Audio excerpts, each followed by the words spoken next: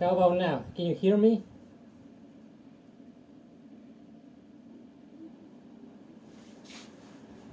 You're also a pig farmer? Nice, nice.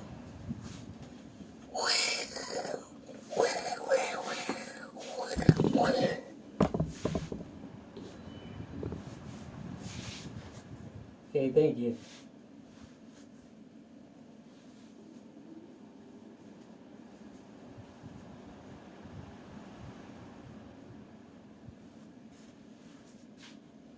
Now that's the fun. That's the fun, and I'm actually not a pig. I am Vincent from Motel. He puts a pig face, pig head in his head, and yeah, there's a fan here because it's so hot.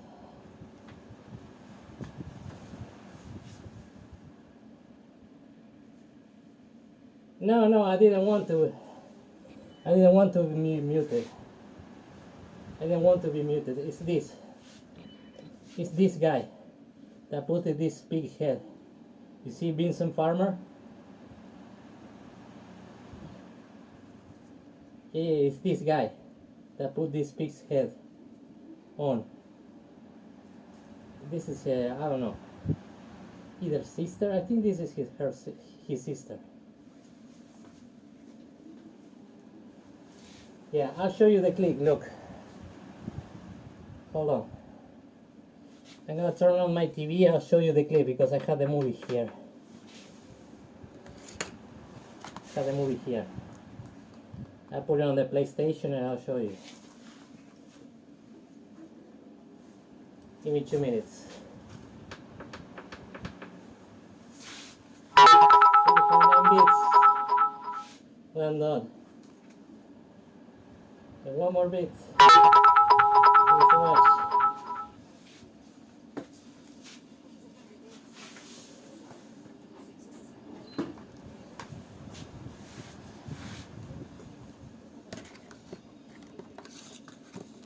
I love Motel Hell movie.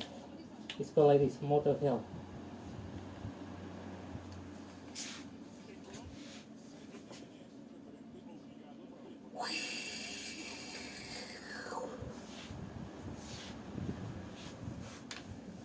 Okay, let me check.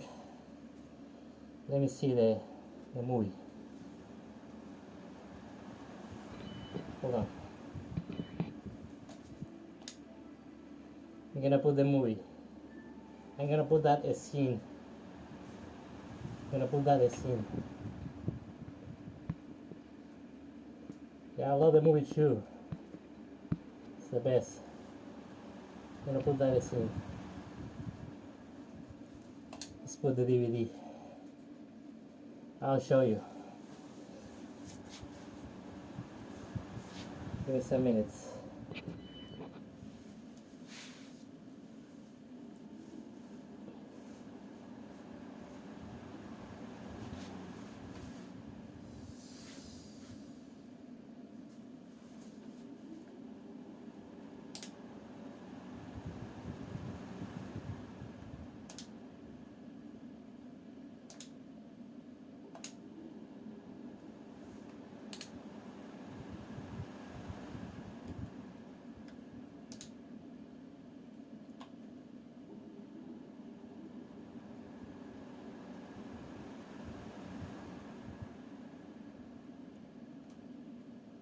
I'll show you.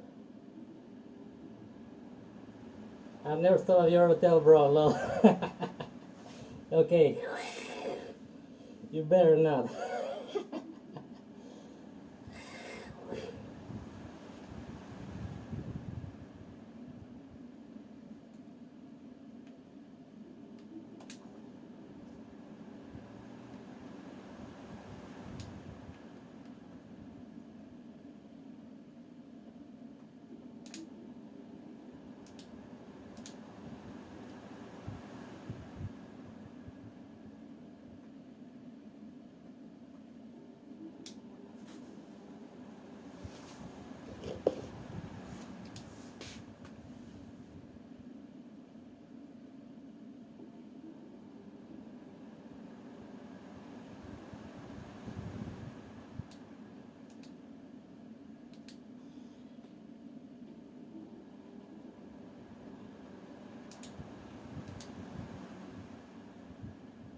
Hold on, I'll show you. I'll show you on my TV. Let me, hold on. I'll show you the scene. A little bit more longer. I'll show you. Hold on. Let me do this.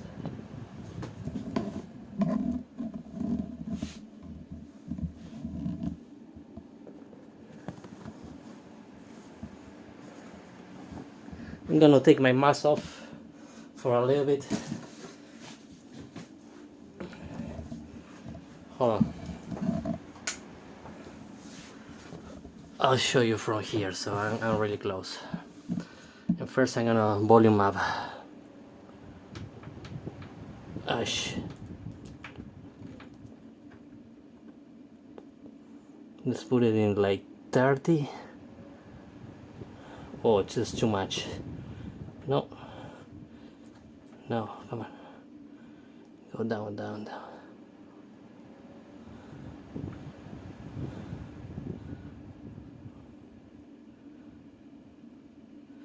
Probably like that. Probably like that's good.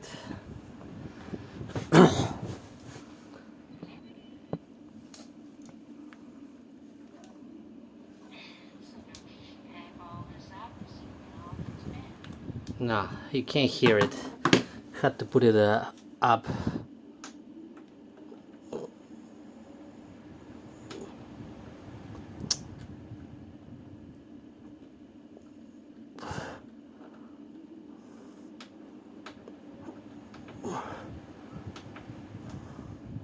I'm gonna turn on the fan for a little bit.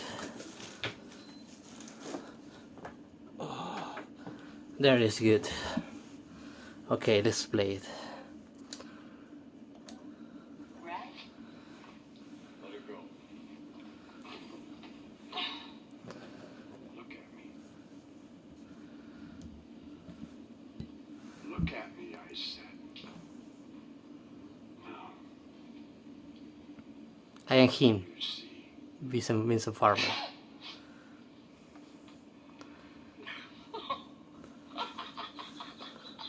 That wasn't so clever. Get the hell out of here. Get.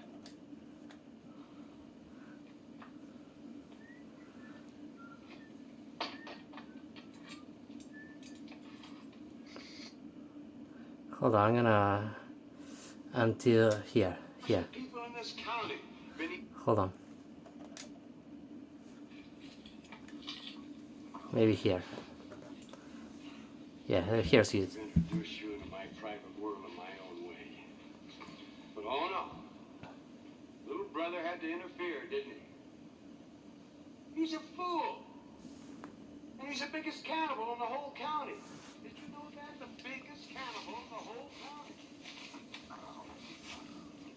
Where the hell is she? Probably stuffing her face again. Well, I better finish these or I'll be up all night.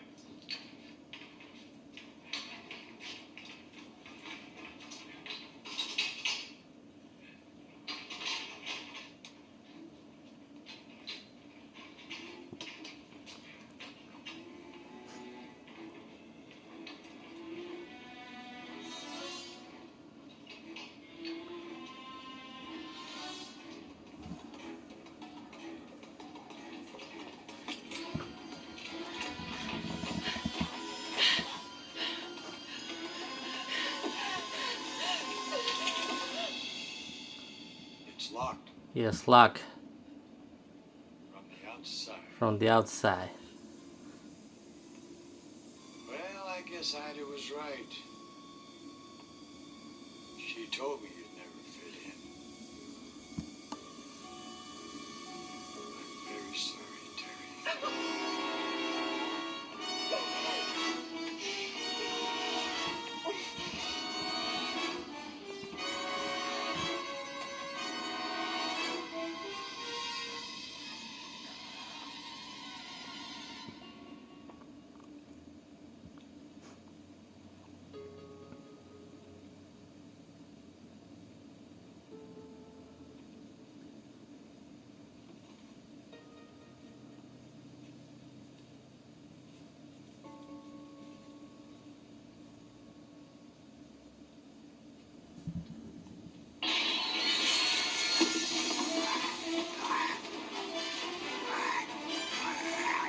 Come on, get him, Vincent. Get him.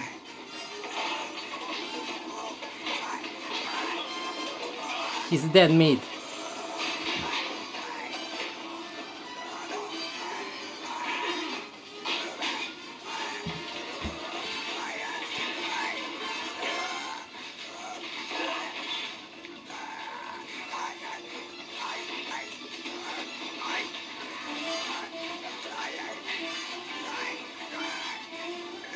They talk like that because they had their like throat a little bit cut, so they can't talk.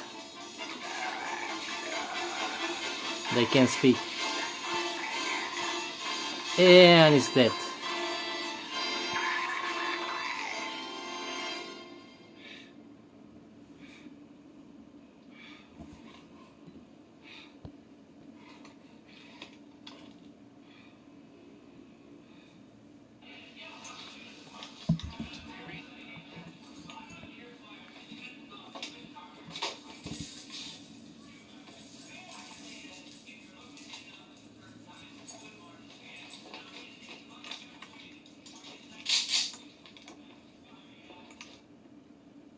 Here he goes. Here he comes the scene where he picks up the big face, big head,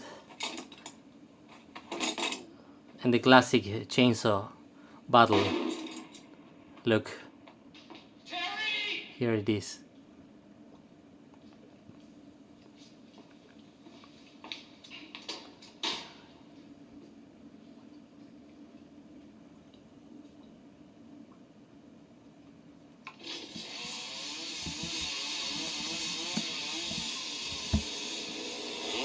Here we go. You see?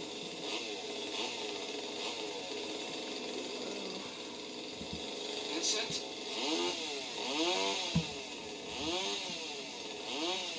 I need that chainsaw.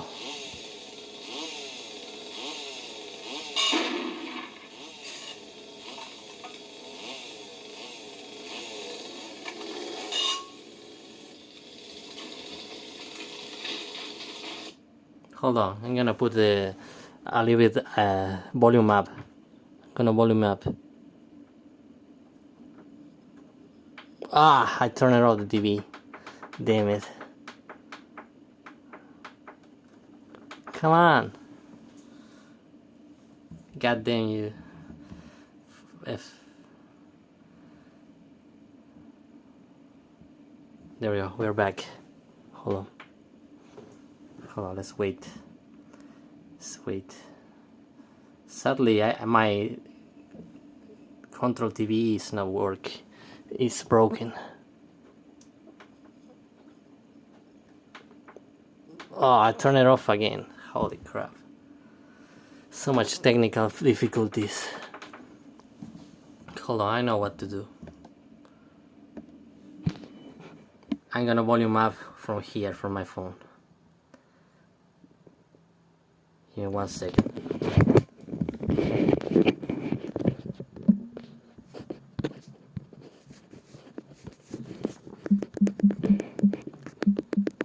Come on, volume up. Sorry everyone. Just 1 second. There you go. There we go. Now it's good. Okay, let's back to the movie. To this part of the movie. Okay, all good now. Okay, let's put play. Let's put it from the start actually.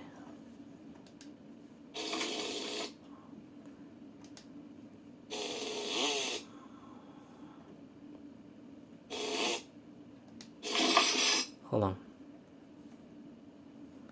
Come on.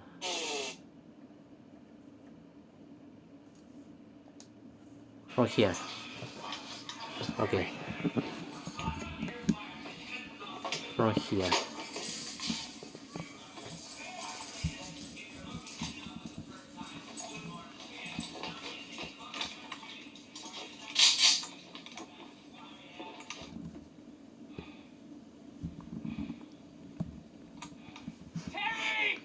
Terry! Fuck you, Terry. Who cares about that bitch?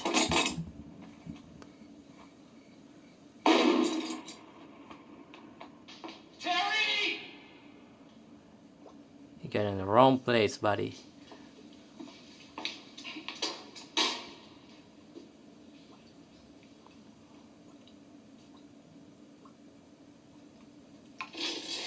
Here we go.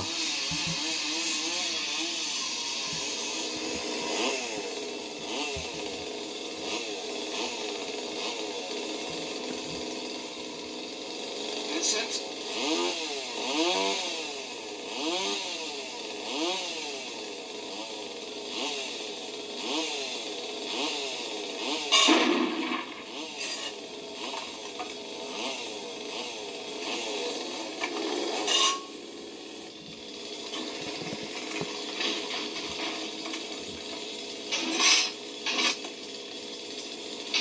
Classic chainsaw fight.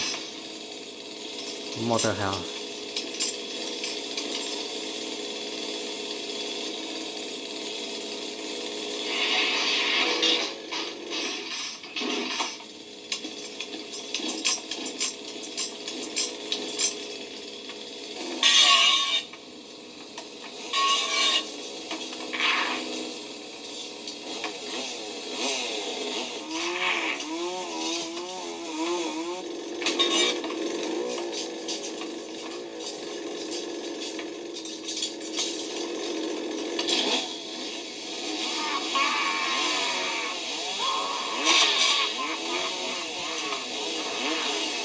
Oh, he got him.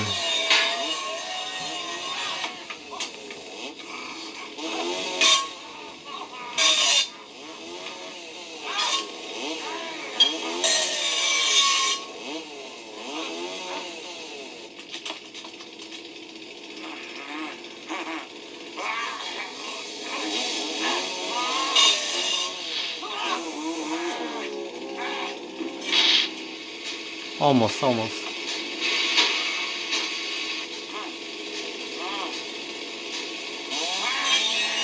Hold on, after this I'm gonna put my mask again, okay?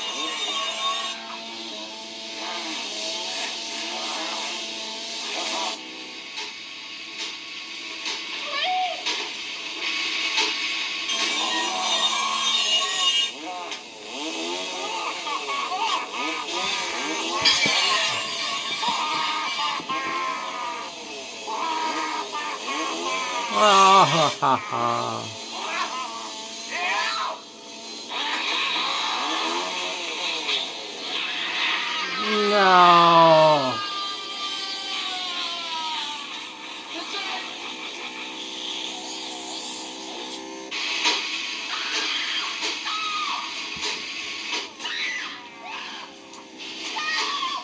Poor Vincent.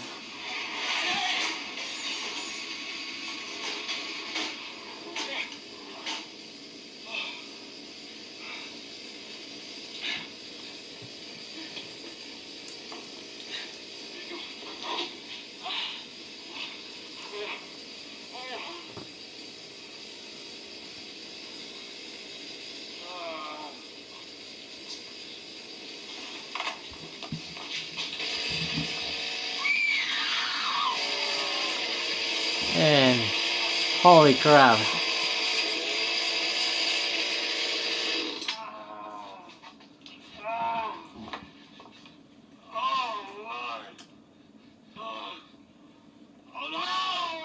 Yeah, you're gonna be able to take that off easy.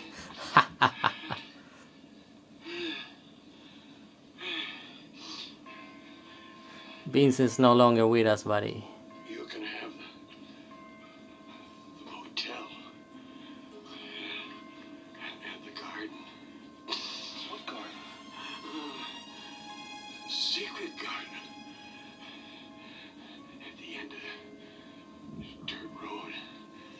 And my animals. You take care of my animals. What's he talking about? Take care of Vincent. Because I think it was his brother. Vincent was the brother of the policeman. My whole life is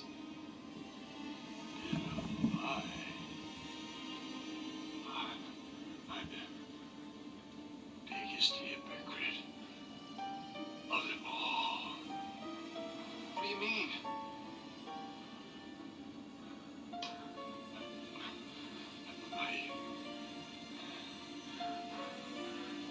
My meat.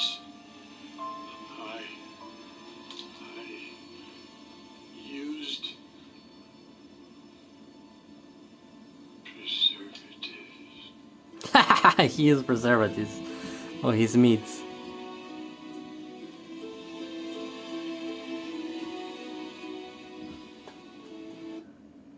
Okay, that's it.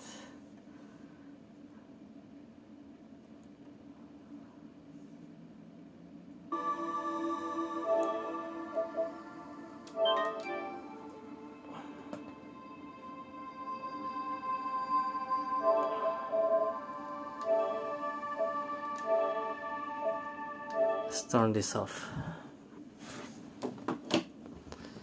Give me 1 second. I'm gonna volume down these because so it's all the top.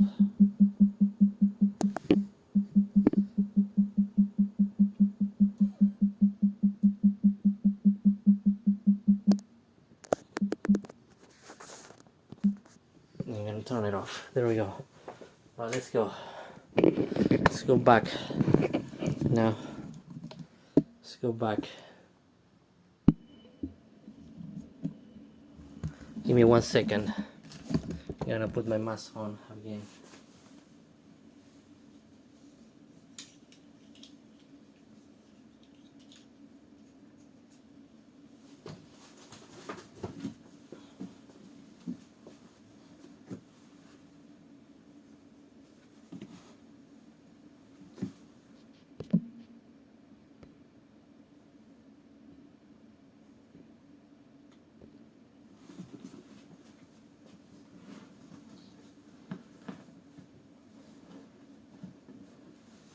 There we go.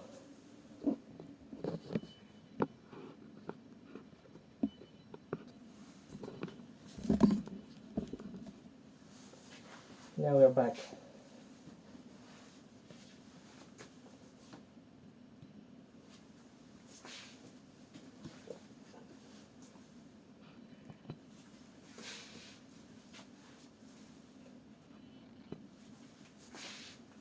There we go, now we're back. All good now.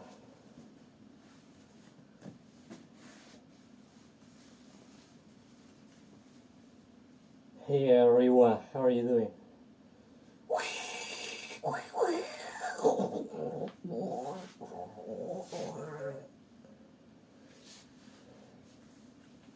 How's it going?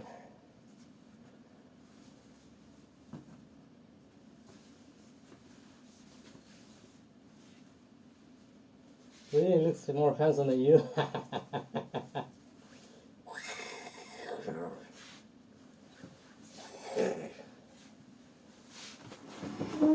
I'm gonna sit down. Hold on.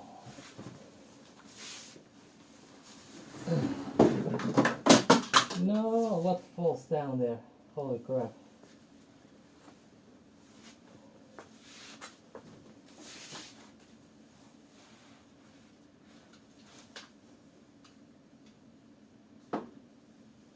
My ghost face.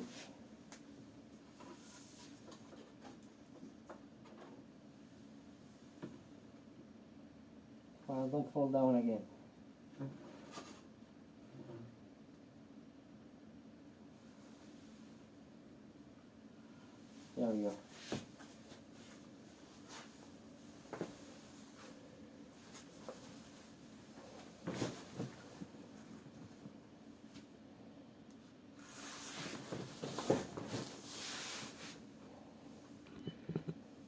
No, because we don't do that here, sadly. And I can barely breathe inside this.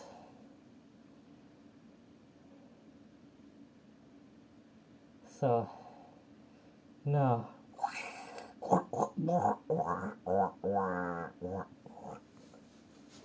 So sadly, no. Can't go trick or treat. But I'm gonna use this mask for more content. I can use this mask for more content in my house.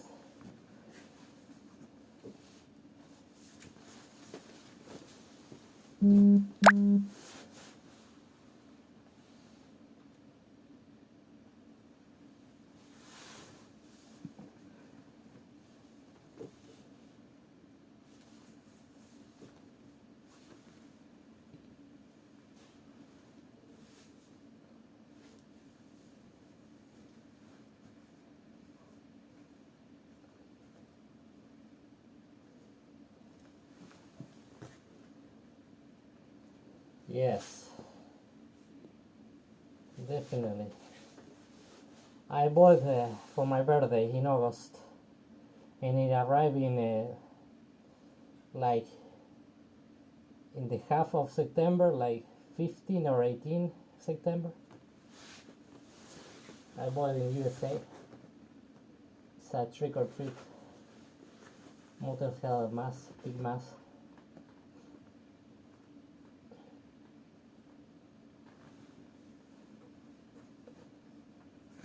And I'm watching from here, from the mouth. From here, I'm seeing you.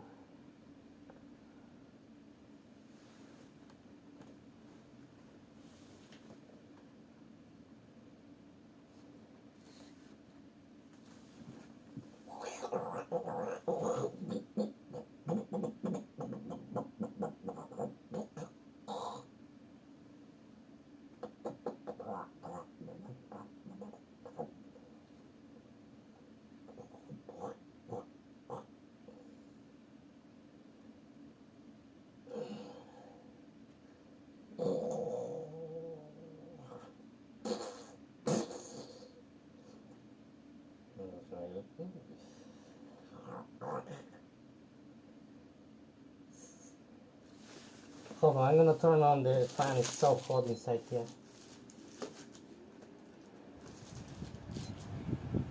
I need the fan on.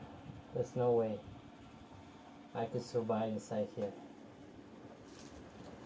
By the way, I still have that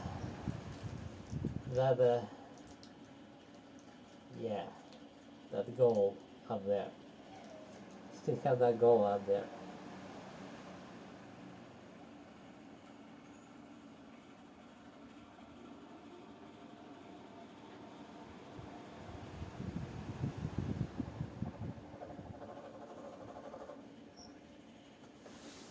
I don't see the goal possible, you know, to be able to stream in the carnavales. I don't see. But I could at least get the phone stabilizer. Because there's not enough time. It takes from Japan to here 2.5 months to arrive stuff. It's the only way I can buy it cheaper. Because to ship something from Japan to here is like 30. It's not that expensive, and it's even though it takes time, but it's not expensive.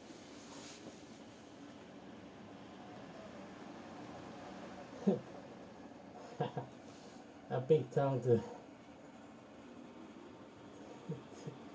hair of the mouth.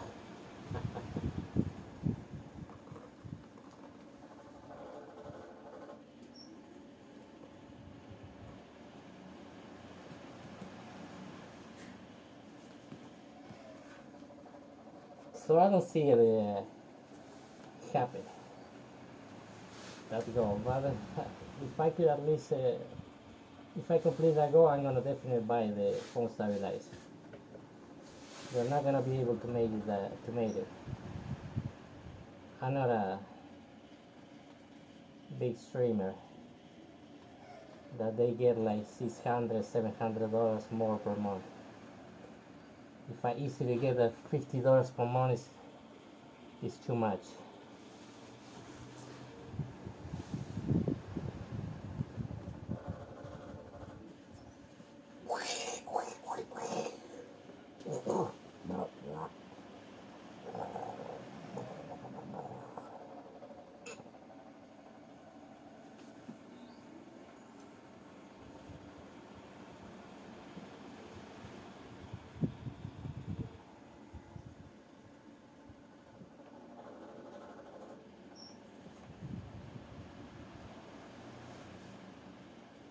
But anyways, it's kind of hard to breathe with this mask on, and it's so hot inside here.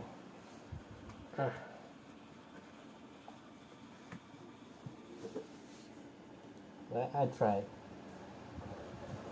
I give it a try. Oh no!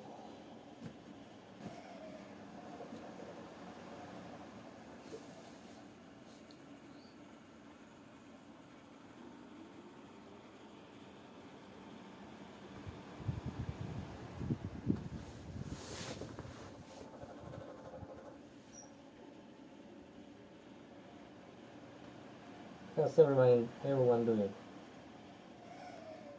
Chilling? Do you all have a good Halloween? Do anything special? Sadly here we don't do trick or treat. Nobody does it. So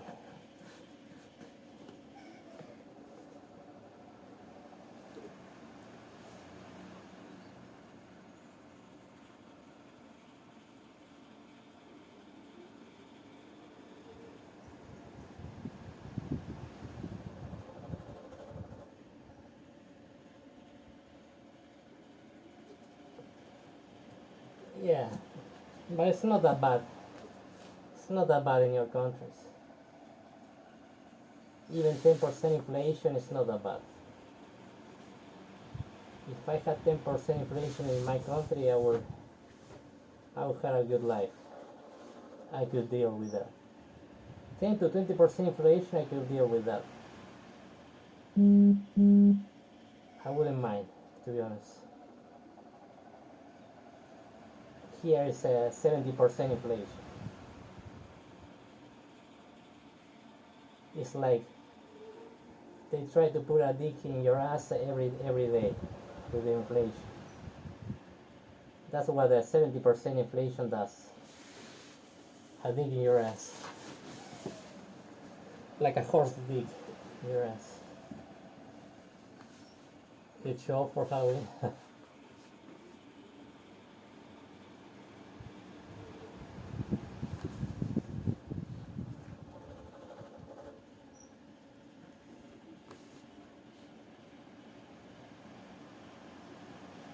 Maybe you could dress like a big dick man. You just put like a pink outfit and with a big dick hanging out. You can dress like that. I have seen people doing that in Shibuya Halloween in Tokyo. That's a good costume.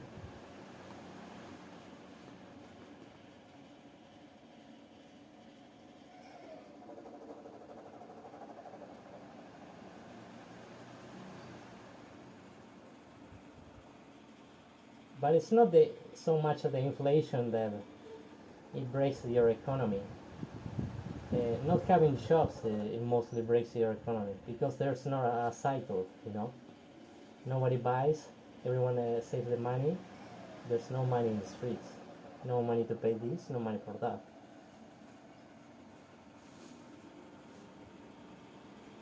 But if there are shops, and there's inflation and there are shops, there's always a cycle. So that won't make it so hard.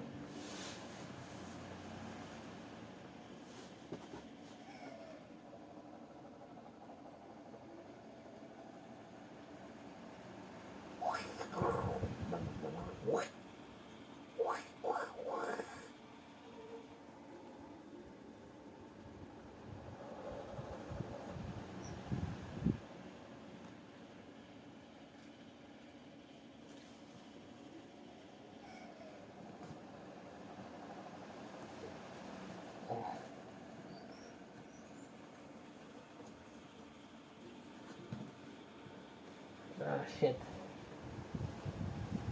Goddamn hair. It's blocking my view. That's what I wanted to cut it.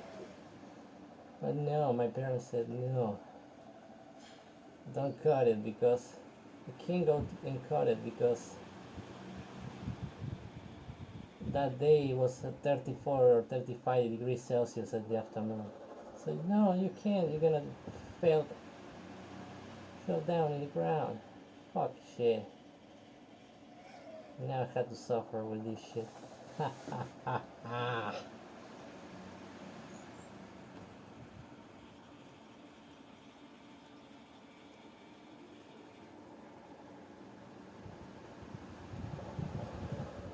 Anyways.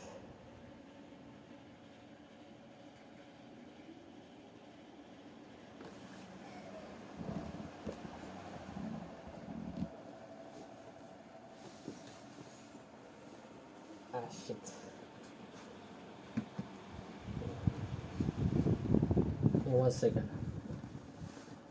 I'll try to fix this.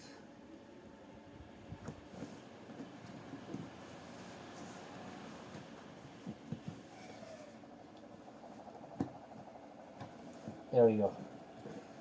It's a little bit better. Yeah, there it is a little bit better. Right, yeah. Yeah, I think it's good.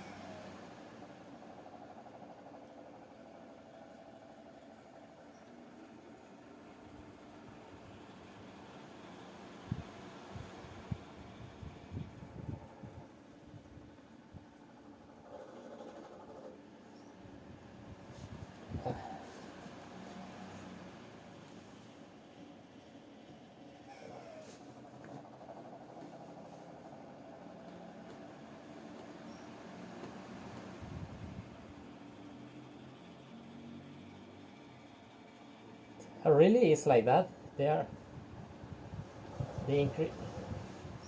So one that just came out of the school gets more money than a worker skiller, a skilled worker. That's so bad. What the hell? But it's good that actually when the kids, the teenagers came out of school, they have a job. Here they don't have a job when they come out of school. So it's so bad.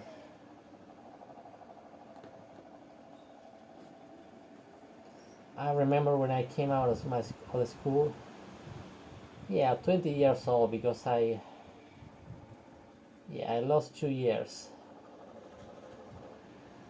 I took 2 years again. So, and when I was 20 years old in 2010, 2010, yeah. And one of my first jobs was in a supermarket. The thing is, like, it was in like 2012, that one.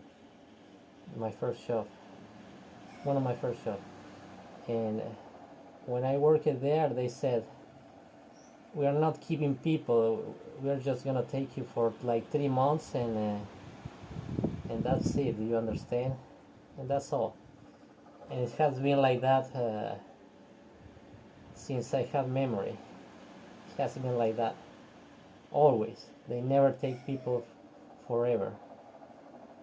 The people that have shows here are the people that are in a job for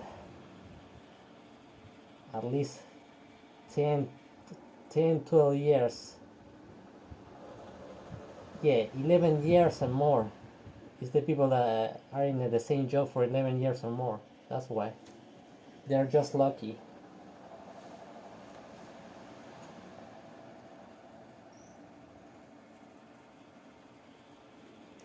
A skilled worker will get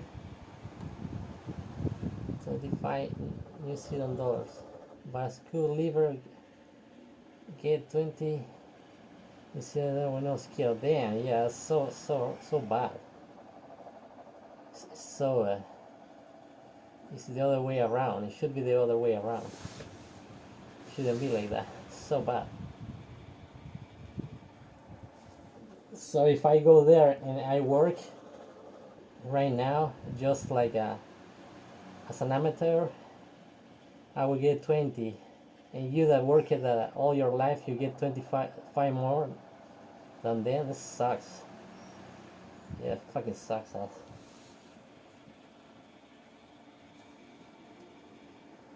But yeah, like I said, they never leave people in jobs here. That's why the economy is so fucked up. They leave you for they take you for a season.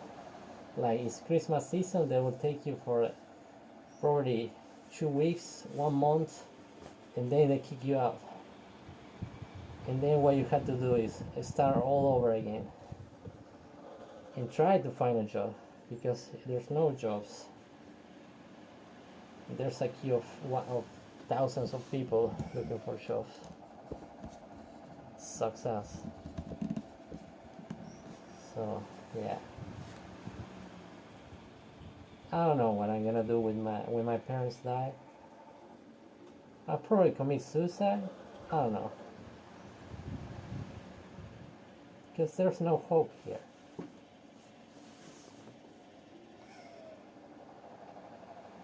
It's most likely that I commit suicide.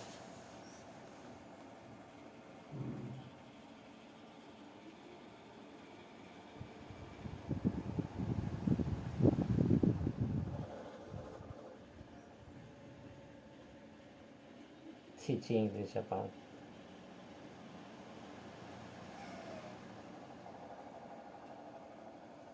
I'm not a teacher.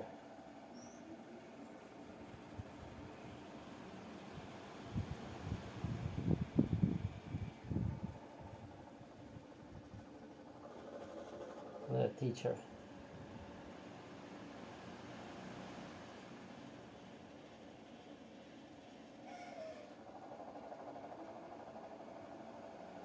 Anyways,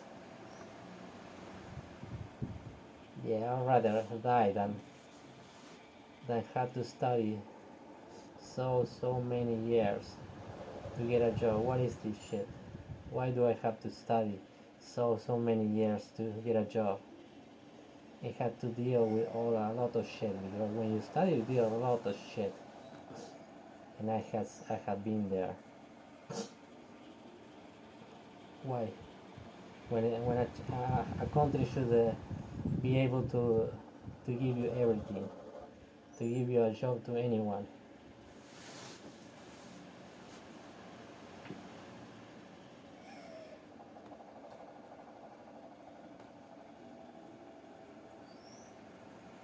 Yeah, I'll try.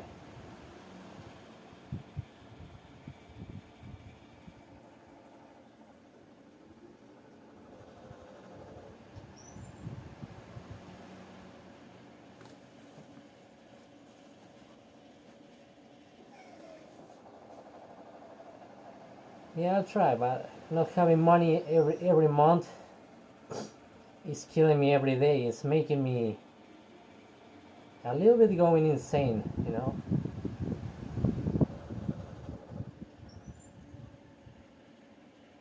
Yeah, it's not helping me. It's not helping me at all.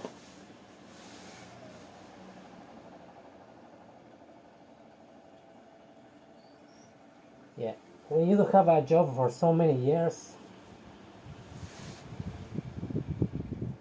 it's success.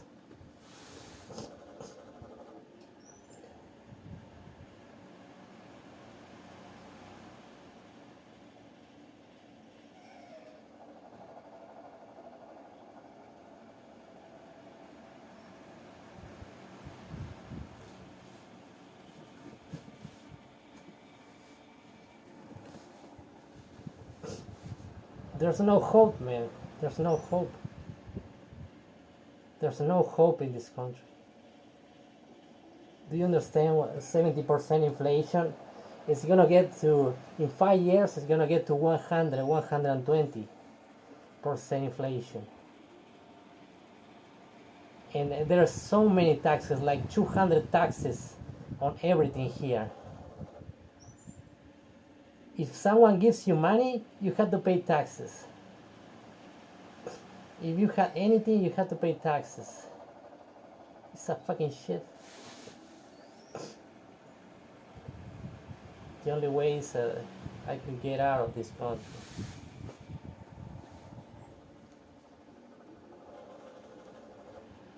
Has to go in shipping.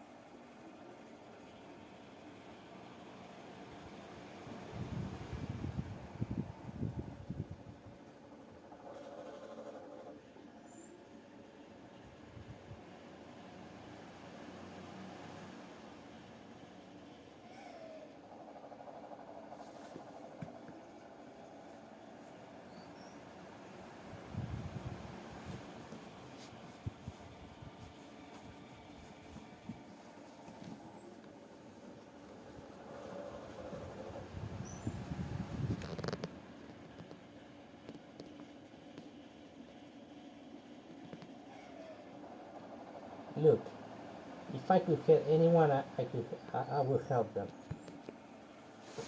But most people wouldn't help me. That's the truth.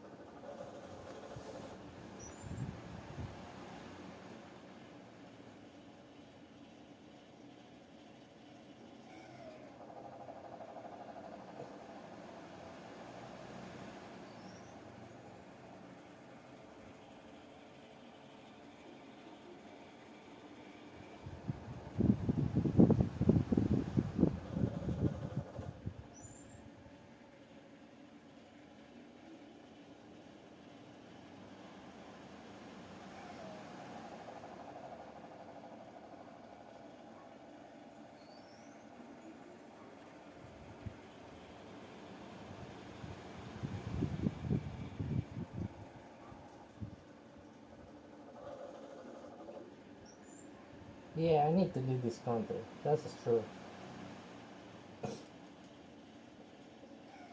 Or eventually I'll die here.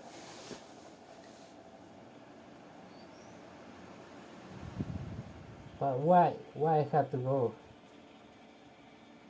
through all this shit? Like every time.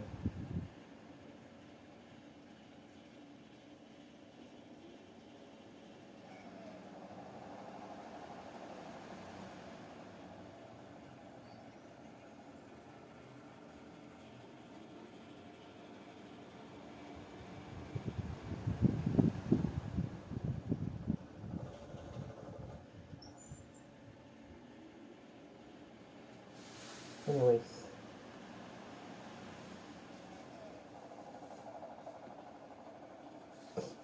This sucks. This country doesn't help me at all.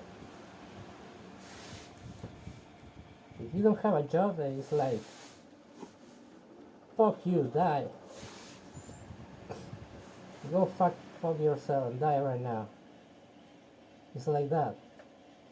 They don't give you money at all. It's okay if they don't give you money, but why? They give you money to people that have kids.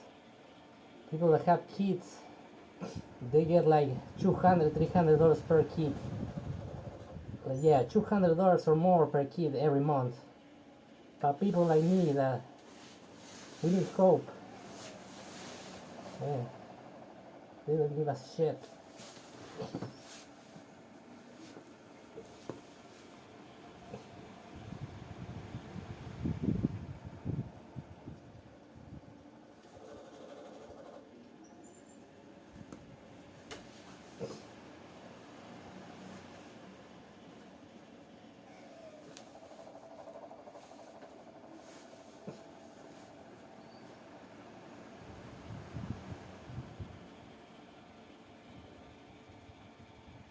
Nah, it's not worth it making babies just to have money.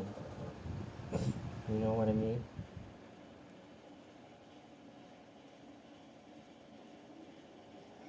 But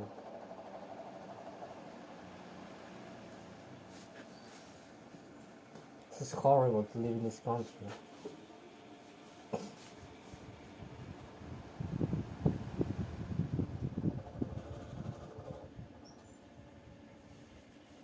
That's what politicians do, you know?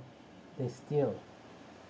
They steal and break everyone's dreams. Such fucking shit.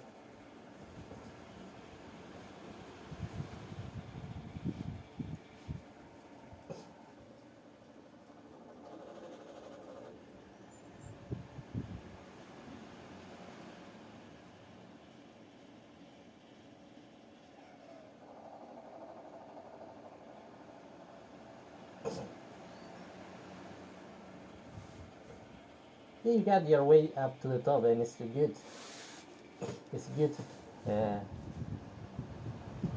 it's good that you were able to have jobs, to make your own, to work on something that you like. That is really good. I wish I could do that here. Like I said, it's not a comparison.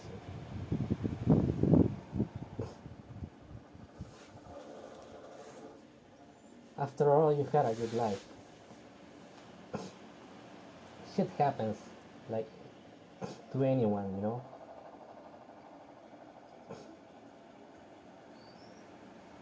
But after all, you had a good life. You won't die of starvation or anything. You can save money, go on vacation. Yeah, you got to spend a lot of hours working, but whatever. Who cares about that? But you come home and you feel, yeah, you did something with your life.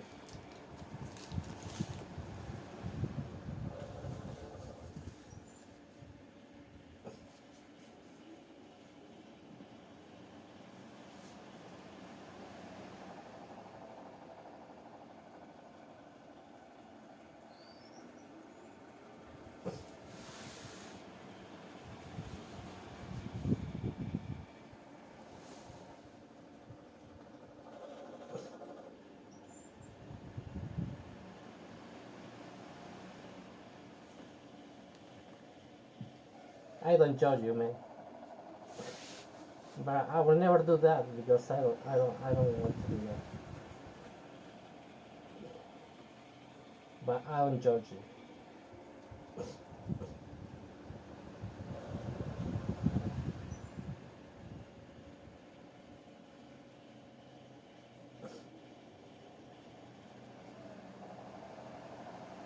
Anyways, I think I'm gonna just start reading this book. You know, I wanted to read this like a like 25 sheet. Uh, yeah, like 25 of this. It's still from the Hellraiser. It's like how started Hellraiser and everything from Pinhead. I think I wanted to read this.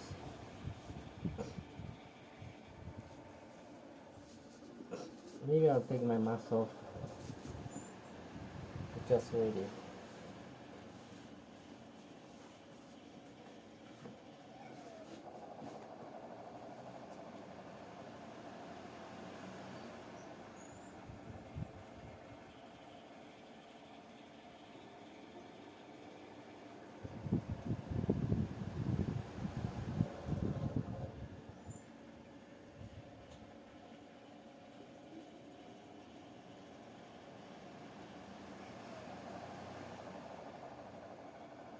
It said on the title. It says on the title.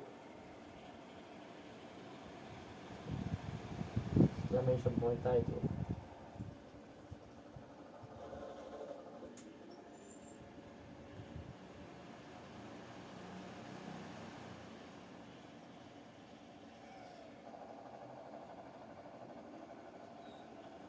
What mask?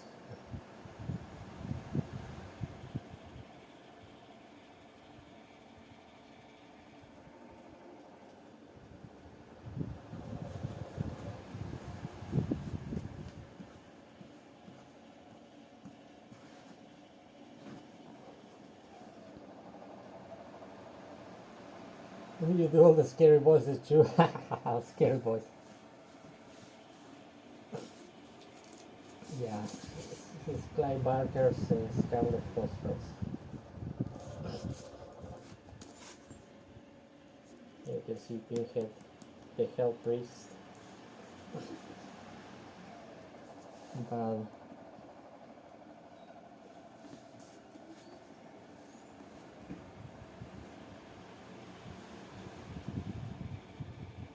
I think we can read it together. Let's do that. I'm gonna try to put it. Hold on. I'm gonna take my mask off because. Well, let's change the scene.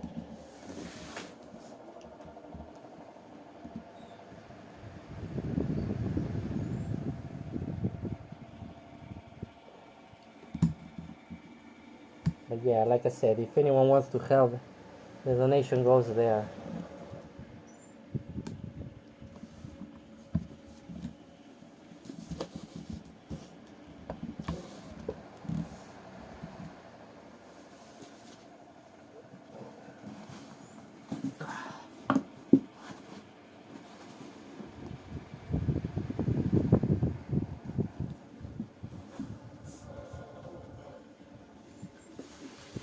Hold on.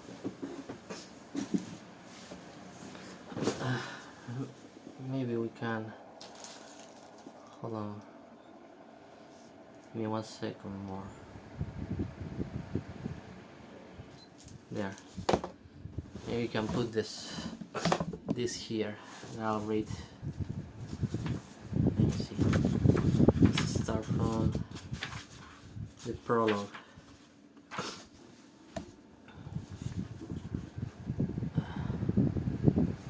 It was so hard to read with that. There we go. Hold on. 1 more second.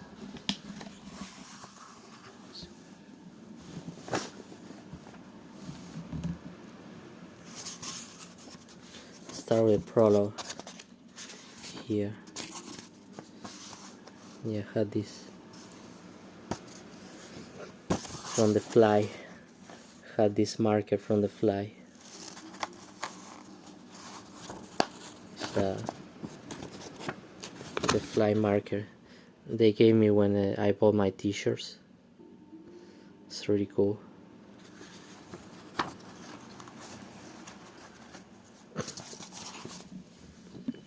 Let's see, there we go. After the long quiet of the grave, just as Ragonsky gate boys, I was not pleasant in either sound or sentiment.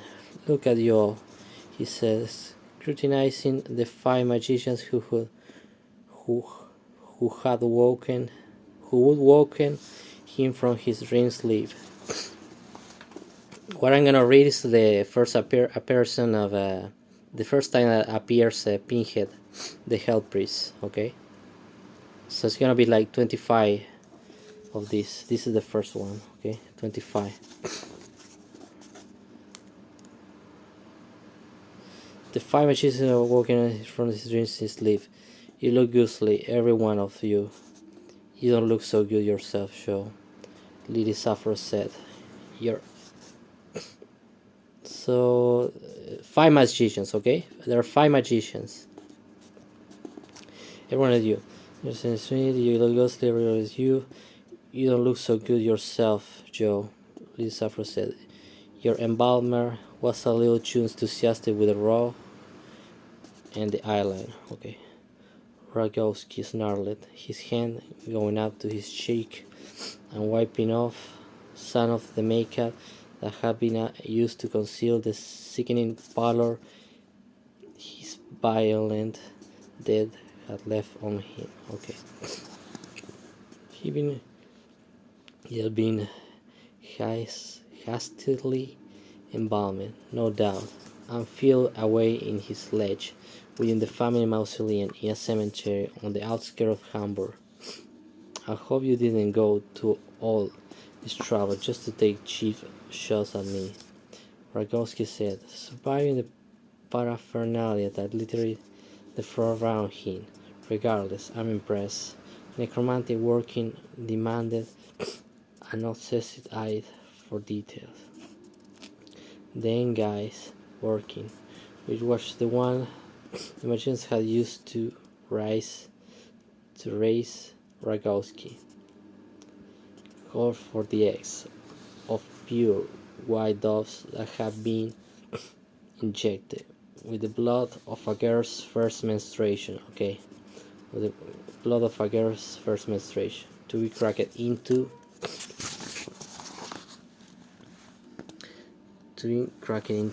hold on, into 11 alabaster balls surrounding the corpse. Okay, each of which contains other obscure ingredients. Purity was one of the essence of this working. The birds couldn't be speckled. The blood had to be fresh, and the 2,709 numerals that were inscribed in black chalk started beneath the ring of balls and spiraling inward to the spot where the corpse of the resurrectee was laid. Had to be in precisely the right order, with no erasures, breaks, or corrections. This is your work, isn't it, Elizabeth Rogowski said. What is happening here is that they are summoning the Hell Priest Pinhead, okay? So they had to do all this ritual, like occultist stuff.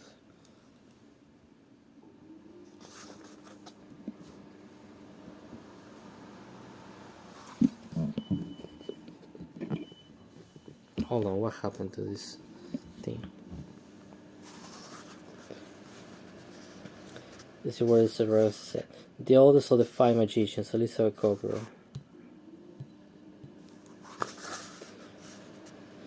Elizabeth Koploff, yeah, a woman whose keys is some of the most complex and volatile of magical preservation were enough to keep her face from looking like someone who lost both her appetite, her ability to sleep decades ago. Nodded. Okay, nodded. Nodders. Yes, she said. We need your help, Joey. It's a long time since you called me that, Rogowski said, and it was usually when you were fucking with me. When you were fucking me? What? Am I fuck right now? Gottlob threw a quick glance at her fellow magicians, Lily Safro, Shashar Heyadat, Arnold Poltesh, and Theodore Felsen. Okay, those are the names of the other magicians. Remember, okay, it's gonna mention it there later. And saw that they were no more amused by Rogowski's insults than she was. I see that death hasn't robbed you or your bitter tongue, she said. For fuck's sake, said Poltesh. This has been the problem all along. Whatever we did or didn't do, whatever we had or didn't have, none of it matters. He shook his head. The time we wasted fighting to outdo one another, when we could have been working together, it makes me want to weep. You weep, said Theodore Felsen. I'll fight. Yes, please, spare us your tears, Arnold, Lily said. She was the only one of the 5 summoners sitting, for the simple reason that she was missing her left leg. Okay, Lily didn't have a left leg. We all wish we could change things, Lily. Dear Rogowski said. Lily, dear, Rogowski said. I can't help but notice that you're not quite the woman you were. What's happened to your leg? Actually, she said, I got lucky. He nearly had me, Joseph. He? You mean he hasn't been stopped? We are a dying breed, Joseph, said Poltash. A veritable endangered species. Okay. How many of the circle are left?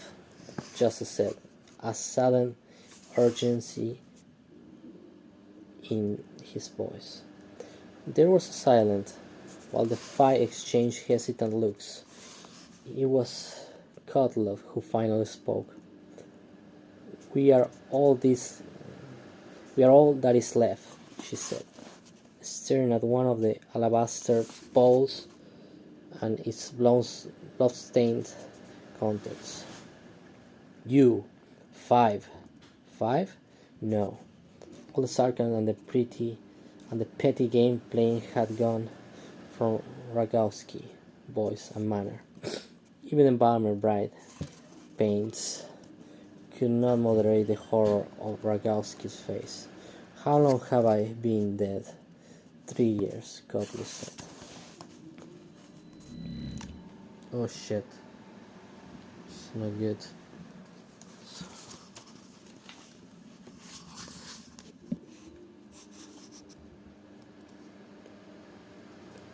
Yeah, 3 years, Kotler said. This had to be a joke. How is that possible? Rogowski said. There were 271 in the high circle alone. Yes, said Haydak, and that's only those who choose to be counted among us. There's no telling how many he took from outside the circles. Hundreds, thousands. And no telling what they owned there either, Lily Safro said. We had a reasonable throughout list, but even that wasn't complete, Postak said. We all have our secrets, possessions, I know I do. Ah, too true, Felson said. 5. Rogowski said, shaking his head. Why couldn't you put your heads together and work out some way to stop him? That's why we went to all the trouble of bringing you back, Haddad said. Believe me, none of us did it happily. You think we didn't try to catch the bastard? We fucking tried. But the demon is goddamn clever. Okay. And getting cleverer all the time, Cutlass said. In a way, you should be flattered. He took you early because he had done his homework. He knew you were the only one who could unite us all against him. And when you died, we argued and pointed fingers like squabbling school children. Paul Stash sighed. He picked us off, one by one, moving all over the globe so we never knew where he was going to strike next. A lot of people got taken without anybody knowing a thing about it. Okay. Next. Okay, let's go. Next.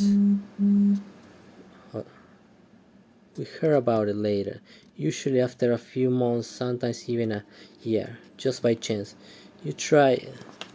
Hold on. Just a chance. You try to make contact with someone and find their house has been sold, or burned to the ground, or simply left to rot. I visited a couple of places like that. Remember Brander's house in Bali? I went there, and in Dr. Bigan Solis' place outside Rome, I went there too. There's no sign of any looting. The locals were far too afraid of what they had heard about the occupants to take a step inside either house, even despite the fact that it was very obvious nobody was home. What do you find? Rogowski said. Polstash took a pack of cigarettes and lit one as he went on. His hands were trembling, and it took some help from Hotlow to steady the hand that held his lighter. Everything of any magical value had vanished. Brander's Yortet's began Solis' collection of Vatican Apocrypha. Everything down to the most trivial blasphemous pamphlet was gone. The shelves were bare. It was obvious that Brander had put out struggle. There was a lot of blood in the kitchen of all places. Do we really have to go back over all this? Hilda said. We all know how these stories end. You dragged me out of a very welcome death to help save your souls, Rogowski says.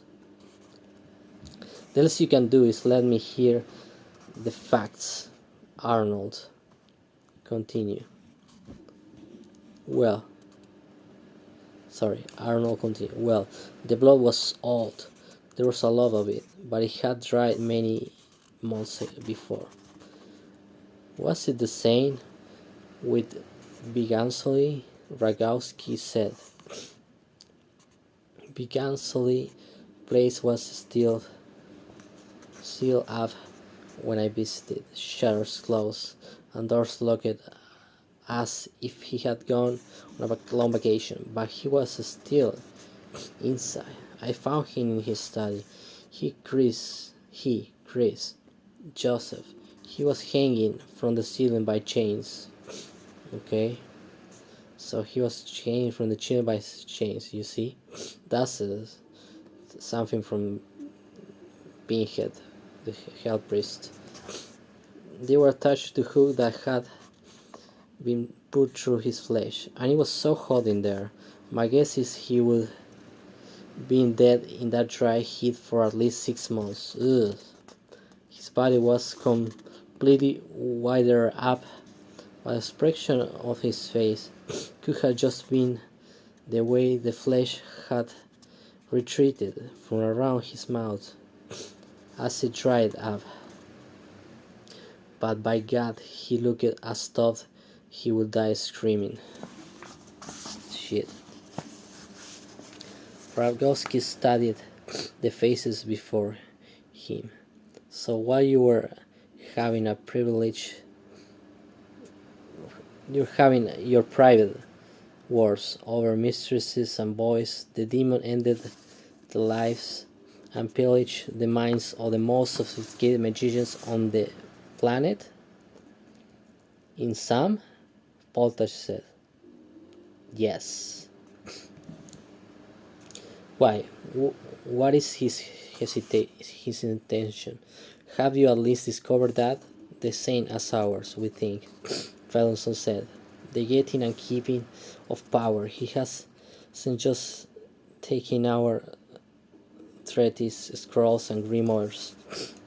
He had cleared out all the investments and the talisman, all the amulets. Hush, Rogowski said suddenly. Listen.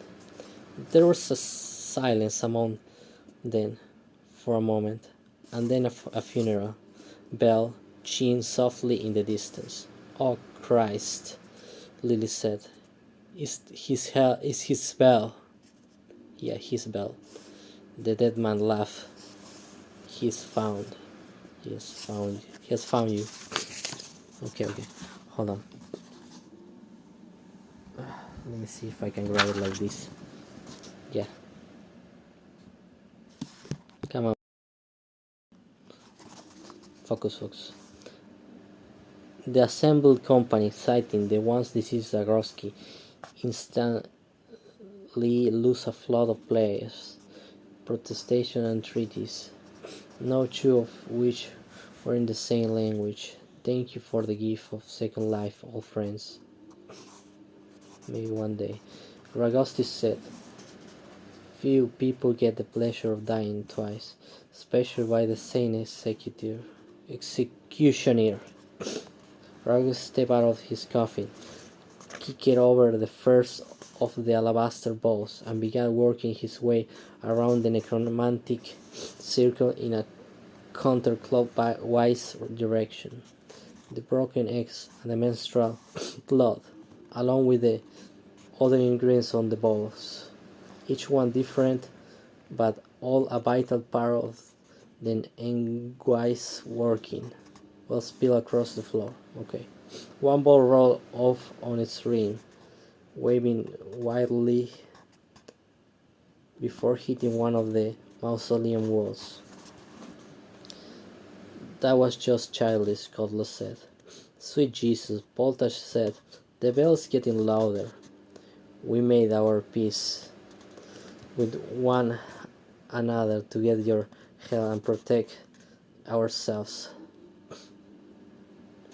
Ferguson shouted. Surrender can be our only option. I won't accept it.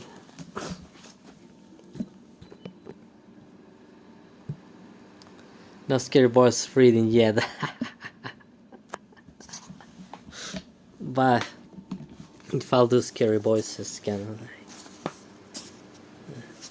You made your peace too late, Rogowski said, bringing his foot down your and grinding that broken balls into powder.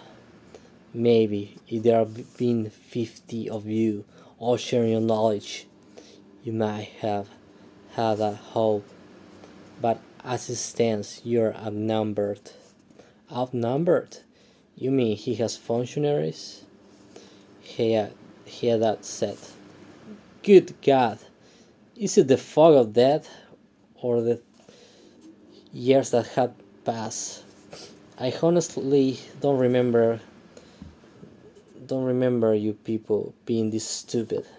The demon has imbibed the knowledge of countless minds. He doesn't need backup. There's not an incantation in system that can stop him. True, that's true. It can't be true, screamed Felson. I'm sure I would have said the same hopeless thing 3 years ago. But that was before my ultimately demise, brother Theodore. We should despair, he had said, all in different direction, and head to Paris.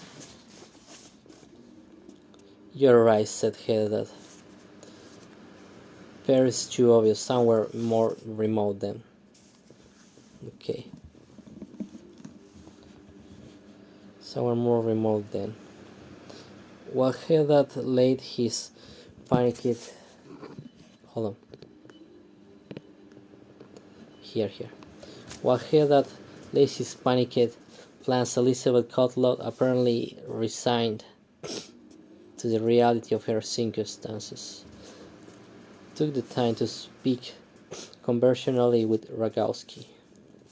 They said, they found your body in the temple of... Hold on. Let me put my phone stabilizer better.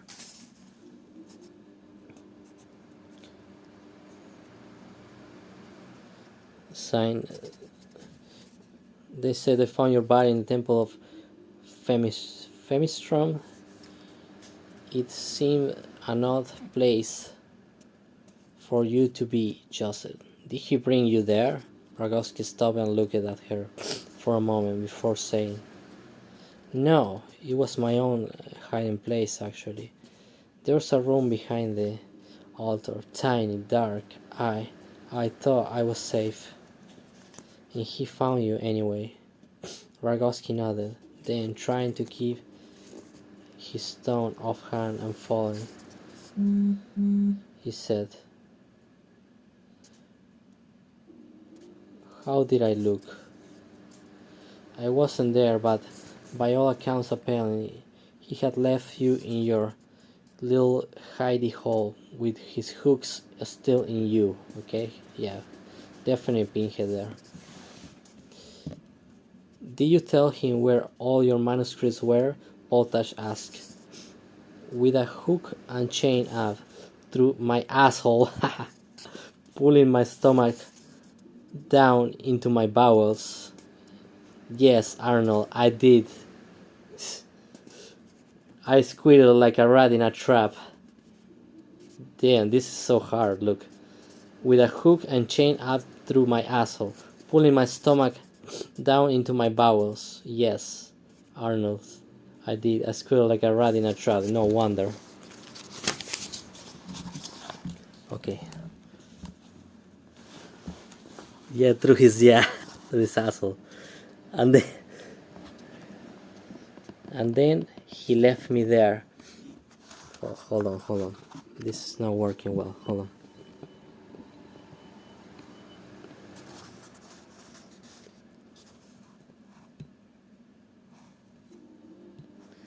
Okay, let's start from here.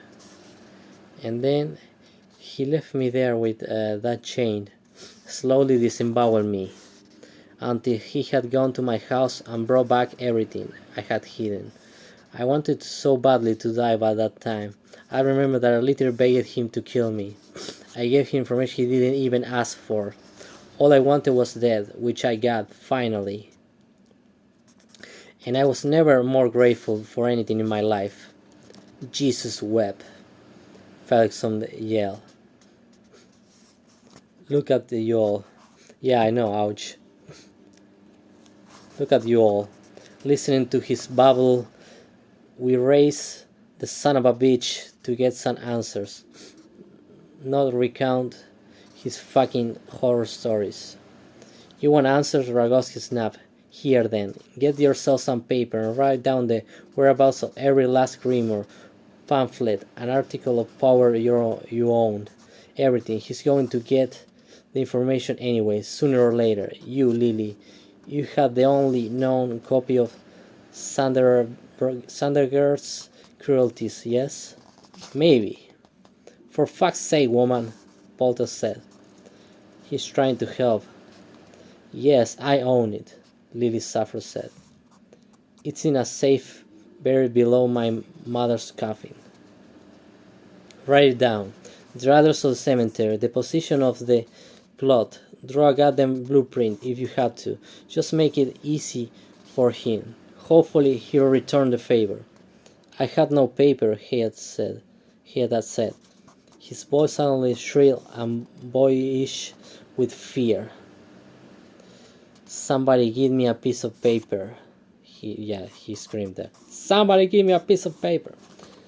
Here, said Elizabeth, tearing a sheet from an address book she pulled out of her pocket. Poltash was writing on an envelope. which he had pressed up against the marble wall of the mausoleum. I don't see how this saves us from tampering with our brains, he said, scribbling furiously. It doesn't, Arnold. It's merely a gesture of humanity, something none of us had been very familiar with in our lives. But it may, and I make no guarantees it may hold sway. Oh Christ, said Hedda. I see light between the cracks. The magician glanced up from the scrolling to see what he has talking about. Okay, let's go up here again. Okay. At the far end of the mausoleum, a cold blue light was piercing the fine cracks. Oh, sorry. The fine cracks between the marble blocks. Our visitor is imminent, said Rogowski. Elizabeth dear? Joseph! She said, failing to glance up from her feverish scribbling. Release me, will you please? In a minute. Let me finish writing. Release me, goddamn you, he said. I don't want to be here when he comes. I don't ever want to see that horrible face of his again. Patience, Joseph. Walter said, we are only heeding your advice. Someone give me back my debt. I can't go through this again. No, nobody should have to. So they are like summoning the Hell Priest, Pinhead, right now. Okay.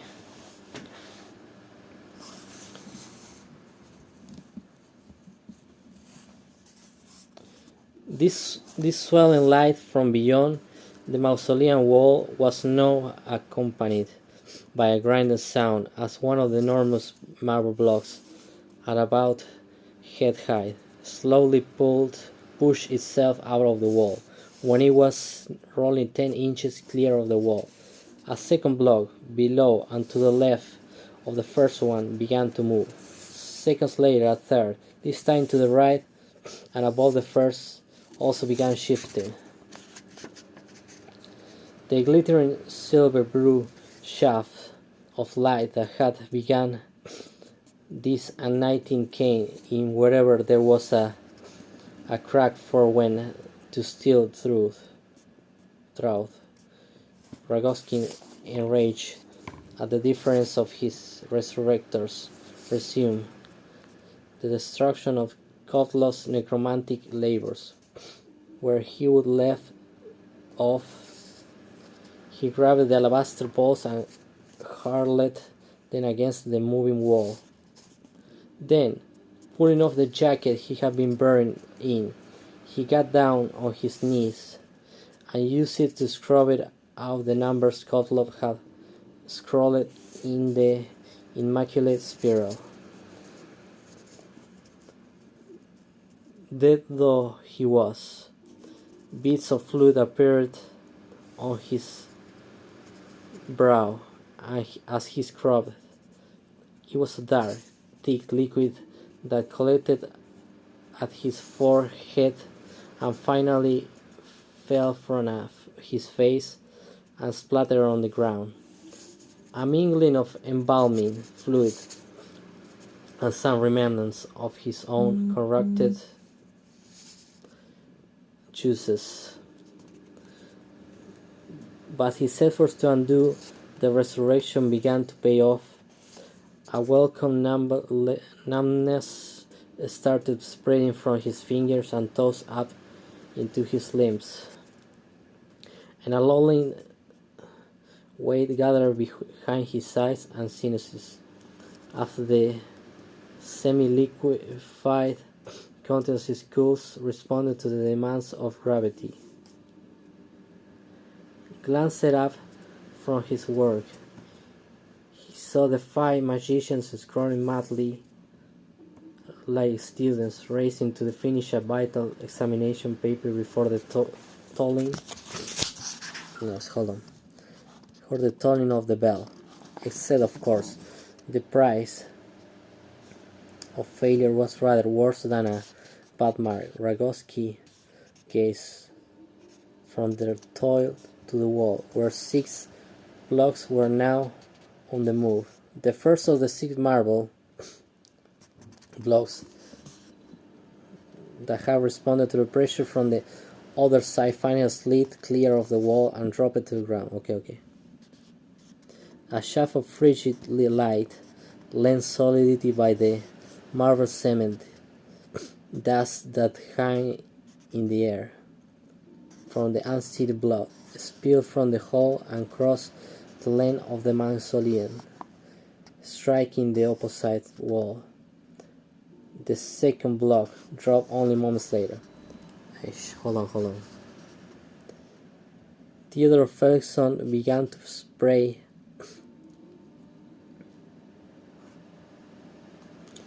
aloud as he brought the divinity at his prayer's destination useful ambiguous. Hold on, I'm gonna change it to I'm gonna change the string to my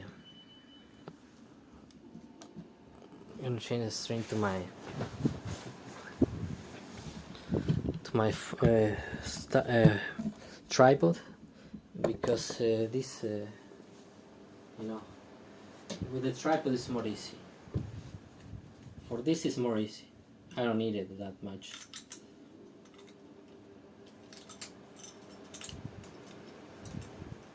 You know what I mean? No, I don't need to even open it for this. Hold on. Wait 1 second.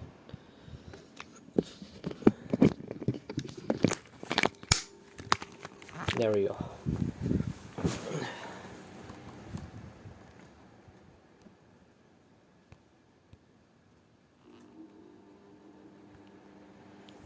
There we go.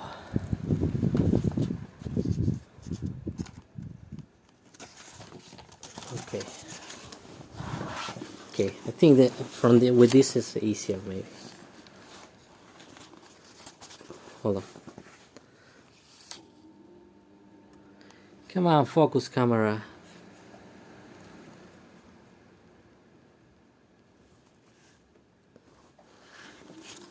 Okay. At his praise. Hold on.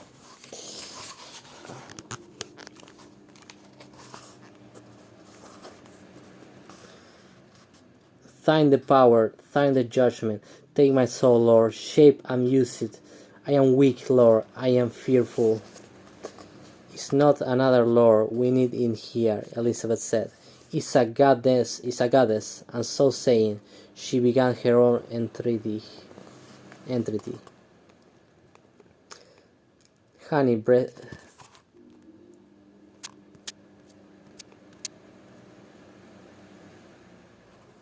Honey, breasted art thou, Nida.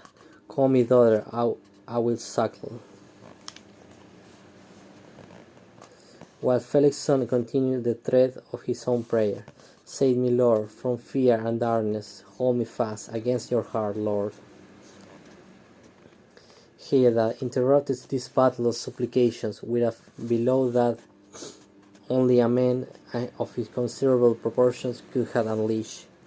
I never heard such naked hypocrisy in my life. Where did you two ever have faith in anything besides your own covetousness? If the demon can hear you, he's laughing. Hold on.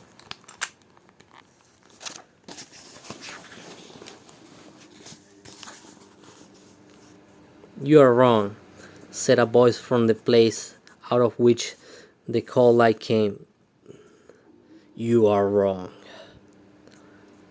The words, though in themselves unremarkable, seemed to escalate the wall's capitulation. 3 more blocks began to grind their way forward, while another 2 dropped out of the wall and joined the debris accruing on the mausoleum floor. Okay. The unseen speaker continued to address the musicians. His voice, with its glacial severity, made the harsh light seem tropical by contrast. "I smell decaying flesh," the demon said, "but with a quickening perfume. Someone has been raising the dead." Yet more of the blocks toppled to the ground, so that now there would have been a hole in the wall, large enough to allow the entrance of a man of some stature. Except for the fact that rubble blocked the lower third of the space, for the entity about to make its entrance. However, such matters were easily resolved. Okay. "Obat Porak," it said. The order was obeyed instantly. The rabble, listening intently, divided in a heartbeat. Even the air itself, it was cleansed for him. For as he spoke, every particle of cement, that was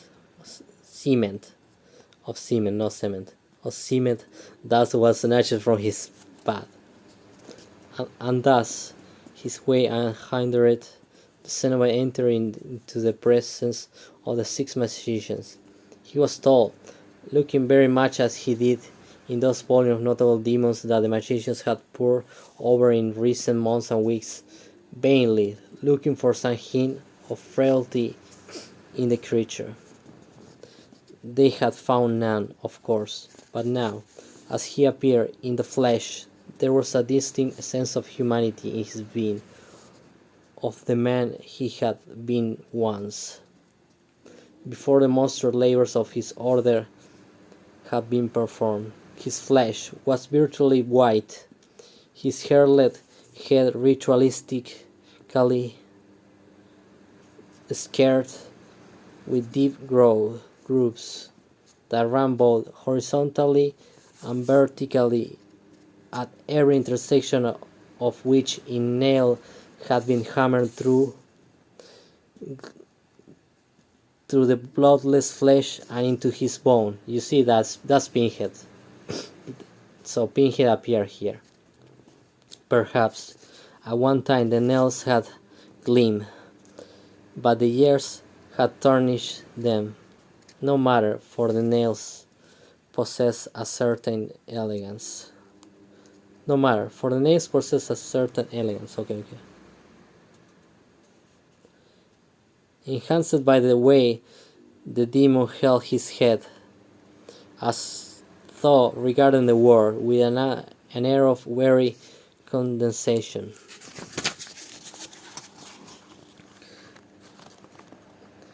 Whatever torments he had planned for these last victims, and his knowledge of pain and its mechanisms would have made the Inquisitors look like schoolyard bullies. It would be worsened by orders of magnitude. In any of them, there uttered the irreverent nickname Pinhead.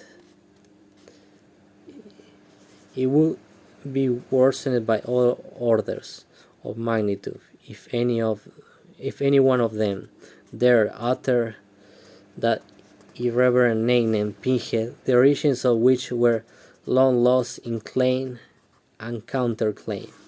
As for the rest of his appearance, it was much as it had been depicted in the Ekins and woodcuts of demonic listings for millennia.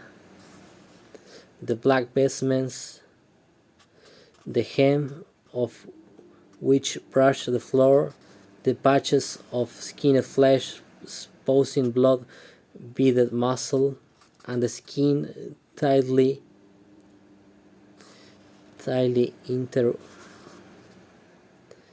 interwoven with the fabric of his robes. There had always been debates as to where the damned soul who wore this mask of pain and its accompanying vestments was a single man who lived many human lives, lifetimes of, or whether the order or the of the gash pass the scars and nails onto another soul after the labors of temptation had exhausted their presence. There's the present professor. There was certainly evidence for either belief in the state of the demon before then. Hold on. Oh shit. He looked like a creature that had lived too long. His eyes set in bruised pool. His gait, how do you say this? Gait, steady but slow. But the tools that hang from his belt, an amputation saw, a trepanning drill, a small chisel,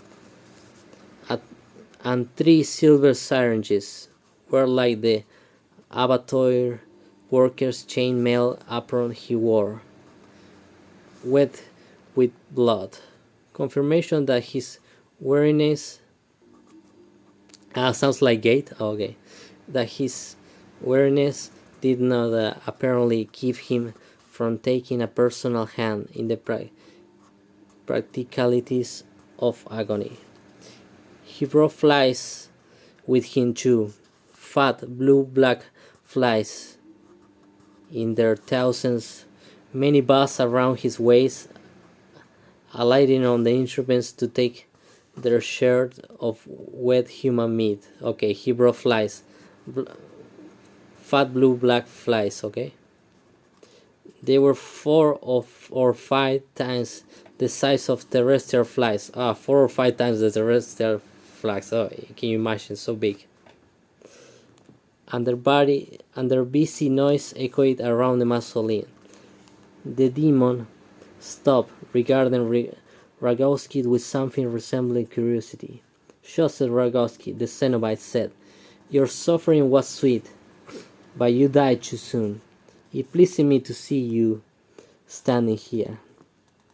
Rogowski tensed. "Do your worst, demon. I had no need to pillage your mind a second time." He turned and faced the 5 quivering magicians. You see, he's gonna attack the magicians, the other magicians, not the one that died, the guy Rogowski. And the God resurrected this one. "Is this 5 I came to catch, more for closure than the hope of revelation. I have been to magician's land." Okay, here's the good part. This is the one of the parts I like, when it talks about the woman, the cut love woman. "I have been to magician's land and breadth. I have explored its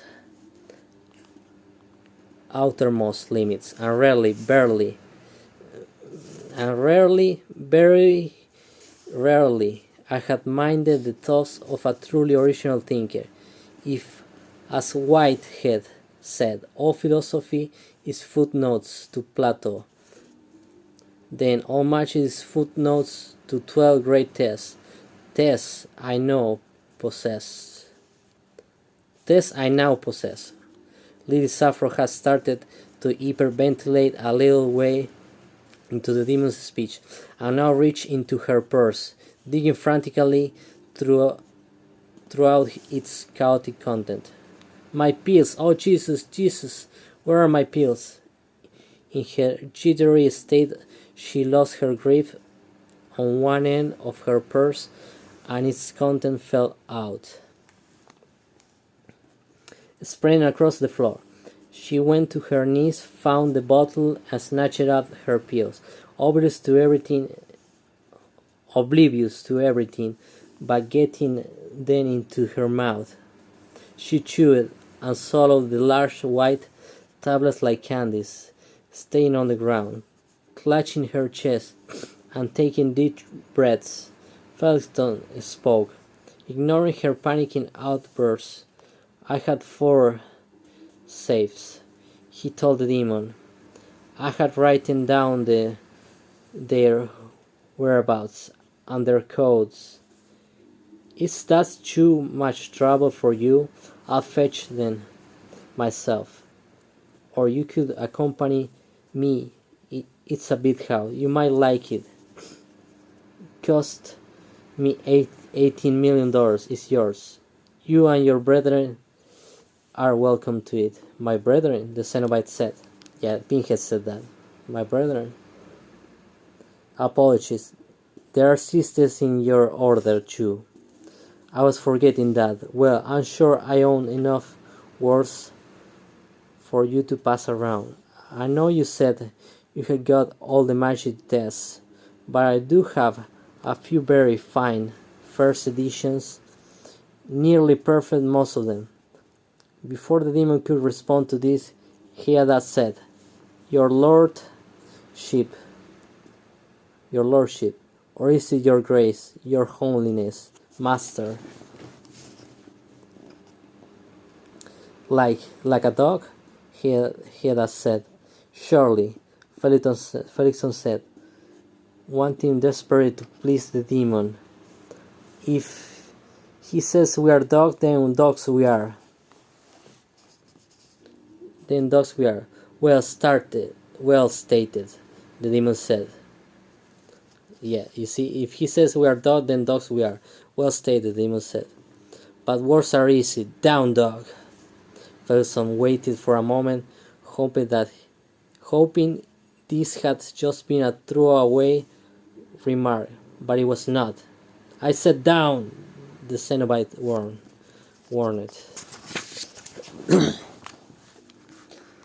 Okay.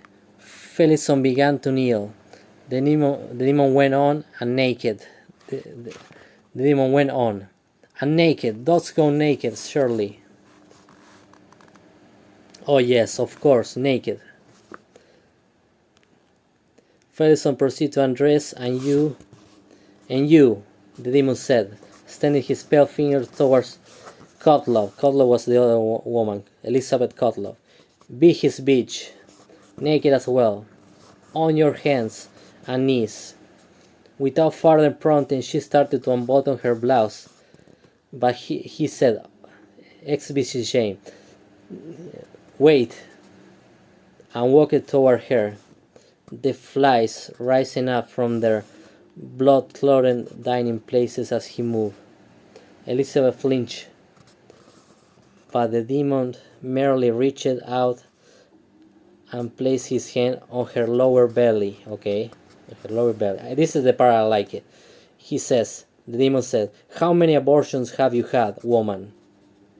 I count 11 here. The demon can know this, so he counted 11 abortions that the woman had done. This girl, Elizabeth Kotler. Okay. That's right, she stuttered. Most wounds will not survive such unkindness. He clenched his fist, and Elizabeth let out a little gasp. But even at your advanced age, I can give your abused womb the capacity to finally do what it was made to do. No, Elizabeth said, more in disbelief than denial. You couldn't. The child will be here soon. You couldn't. And the demon said, the child will be here soon. You see? So the demon insert in her body a child. Elizabeth was out of words. She simply stared at the demon as though she could somehow make him take pity on her. Now, he said, be a good bitch and get down on all fours. May I say something? Poltash said. You may try. I could be very useful to you. Poltash. He's talking Poltash, this one. I mean, my circle of influence reaches to Washington. What is your offer? I am simply saying. Oh. I am simply saying there are a lot of people in the high offices who own their positions to me. I can make them report to you with a single phone call. It's not magical power, I grant you. But you seem to have all you need of that. What are you asking in return? Just my life. Then you name the names in Washington you need at your feet and I'll make it happen. The Cenobite didn't reply. Of course, he doesn't care about that shit. His attention had been claimed by the sight of Felixson, who was standing in his underwear with Elizabeth beside him. Okay. Still preserving her modesty, I said, naked. The demon snapped. Both of you. Look at that belly of yours, Elizabeth. Yeah, she was pregnant. How swells. What about those tired tits? How do they look now? He pulled off the remains of her blouse and the brassiere beneath. The dry purses of her breasts were indeed growing fuller. You see, her breasts were growing fuller because he did that. The demon did that. You will do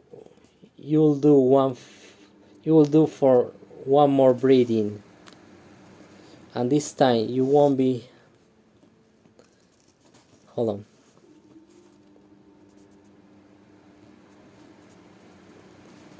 For one more breeding, and this time you won't be scraping it out of your wound. Yeah, you won't be scraping it out of your wound. That's for sure. What do you think of my offer? Polta asked, buying. This word, what does it mean? Buying. It's the same as buying, like buy something. Oh, I bought a car, something like that. So I had never seen this one. Vying for the demon's attention. But before the demon could respond, Hedad interrupted. He's a liar, he said. It's sort of. I sort of like a buying. Ah, interesting. But before the demon could respond, Hedad interrupted. He's a liar, he said. He's more of a competing for his attention. Ah, it means that buying means competing for an attention. Ah, thank you, GB. But before the demon could respond, Hedad interrupted. He's a liar, he said. He's more of a palm reader than an advisor. Shut your fucking mouth, Hedad, Poltash said. Hedad continued. I know for a fact that Washington prefers that woman City Carol. I don't know who is that. Ah, yes. I had her reminiscence, the demon said, tapping his temple. And you pass it all on to your orders, right? Hedad inquired. Do I? Surely, the other members of your order are not with me. Hedad blanched, suddenly understanding. You're acting alone. Hedad's revelation was interrupted by a moan from Elizabeth Cutler, who was now on all fours beside the Cenobite other dog, Theodore Felixson. Yeah. Her belly and breast were now round and ripe. The Cenobite influence powerful enough to already have her nipples leaking milk. Yeah, leaking milk. Hold on. Don't let that go to waste, the Cenobite said to Felixson. Put your face to the floor and lick it up. Yeah, lick it, that milk. That nipples milk. As Felixson too early bent to his task, Poltash, who had apparently lost all confidence in his offer, made a mad dash for the door. He was 2 strides short of the threshold when the Cenobite threw a look into the passageway from which he had come. Something glittering and serpentine there sped from the other side of the wall, crossing into the chamber, and caught Poltash in the back of his neck. Yeah, the back of his neck. A bit later, 3 more came after it. Chains, all of them ending in what looked like hooks big enough to catch sharks. Yeah, hooks big enough to catch sharks. You know, you get the idea. wrapping themselves around Poltash at the neck, chest, and waist. Chest, and waist. Poltash shrieked with pain. The health priest, listening to the man, made with the attentiveness of a connoisseur. Shrill and inexpensive, I expected better from one who lasted this long. The chains rent themselves in 3 different directions, trisecting Poltash in the blink of an eye. For a moment the magician stood there, looking dazed, and then his head rolled off his neck and hit the mausoleum floor with a sickening plug. Seconds later, his body followed after, spilling his steaming intestine and stomach, along with their half-digested contents, onto the ground. The demon raised his nose and inhaled, taking in the aroma. Better. Yeah. So he inhaled. When that happened, spilling his steaming intestine and stomach, and how digested the contents. Then so that one is dead. Then a tiny gesture from the Cenobite and the chains that had ended Poltash's life snaked across the floor and slithered up the door, wrapping themselves around the handle. Tightening themselves, they pulled the door and raised the hook heads like a trinity of cobras ready to strike, dissuading any further attempts to escape. Okay. We're not so far to end, okay? It's like five more ships. Hojas, ships. Ships is called? Sheet? I don't know how it's called. Paper sheets? Book sheets? I don't know. How do you call this? This 1, 2, but how do you call it? How do you call this of the book?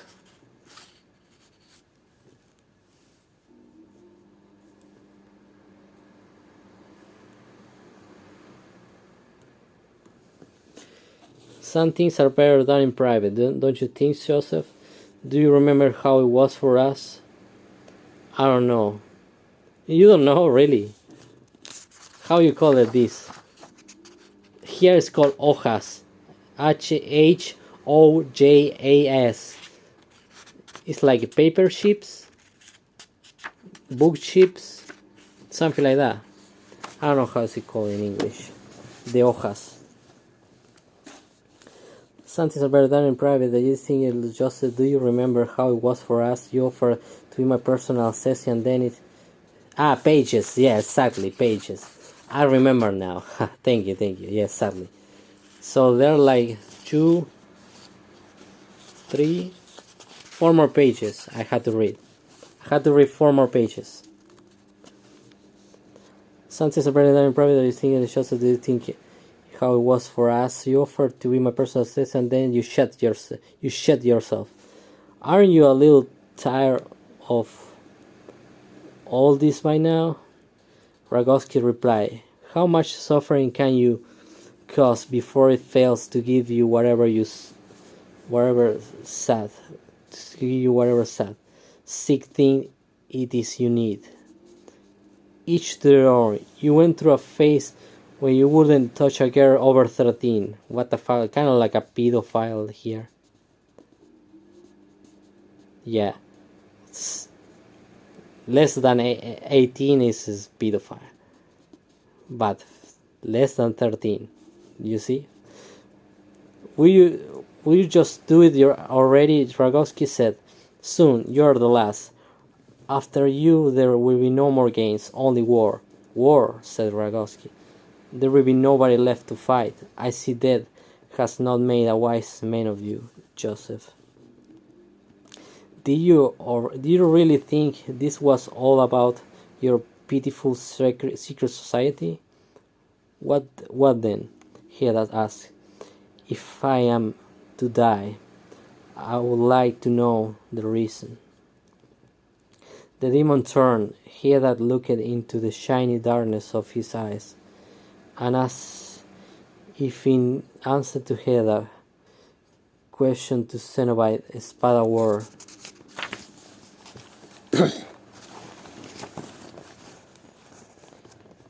Spada word in the direction of the open wall. A flight of 20 hooks trailed by, glinting chains, get Hedda, catching him everywhere, mouth, throat, breast, belly, groin, legs, feet, and hands. The Cenobite was bypassing the torture and interrogation and going straight to the execution.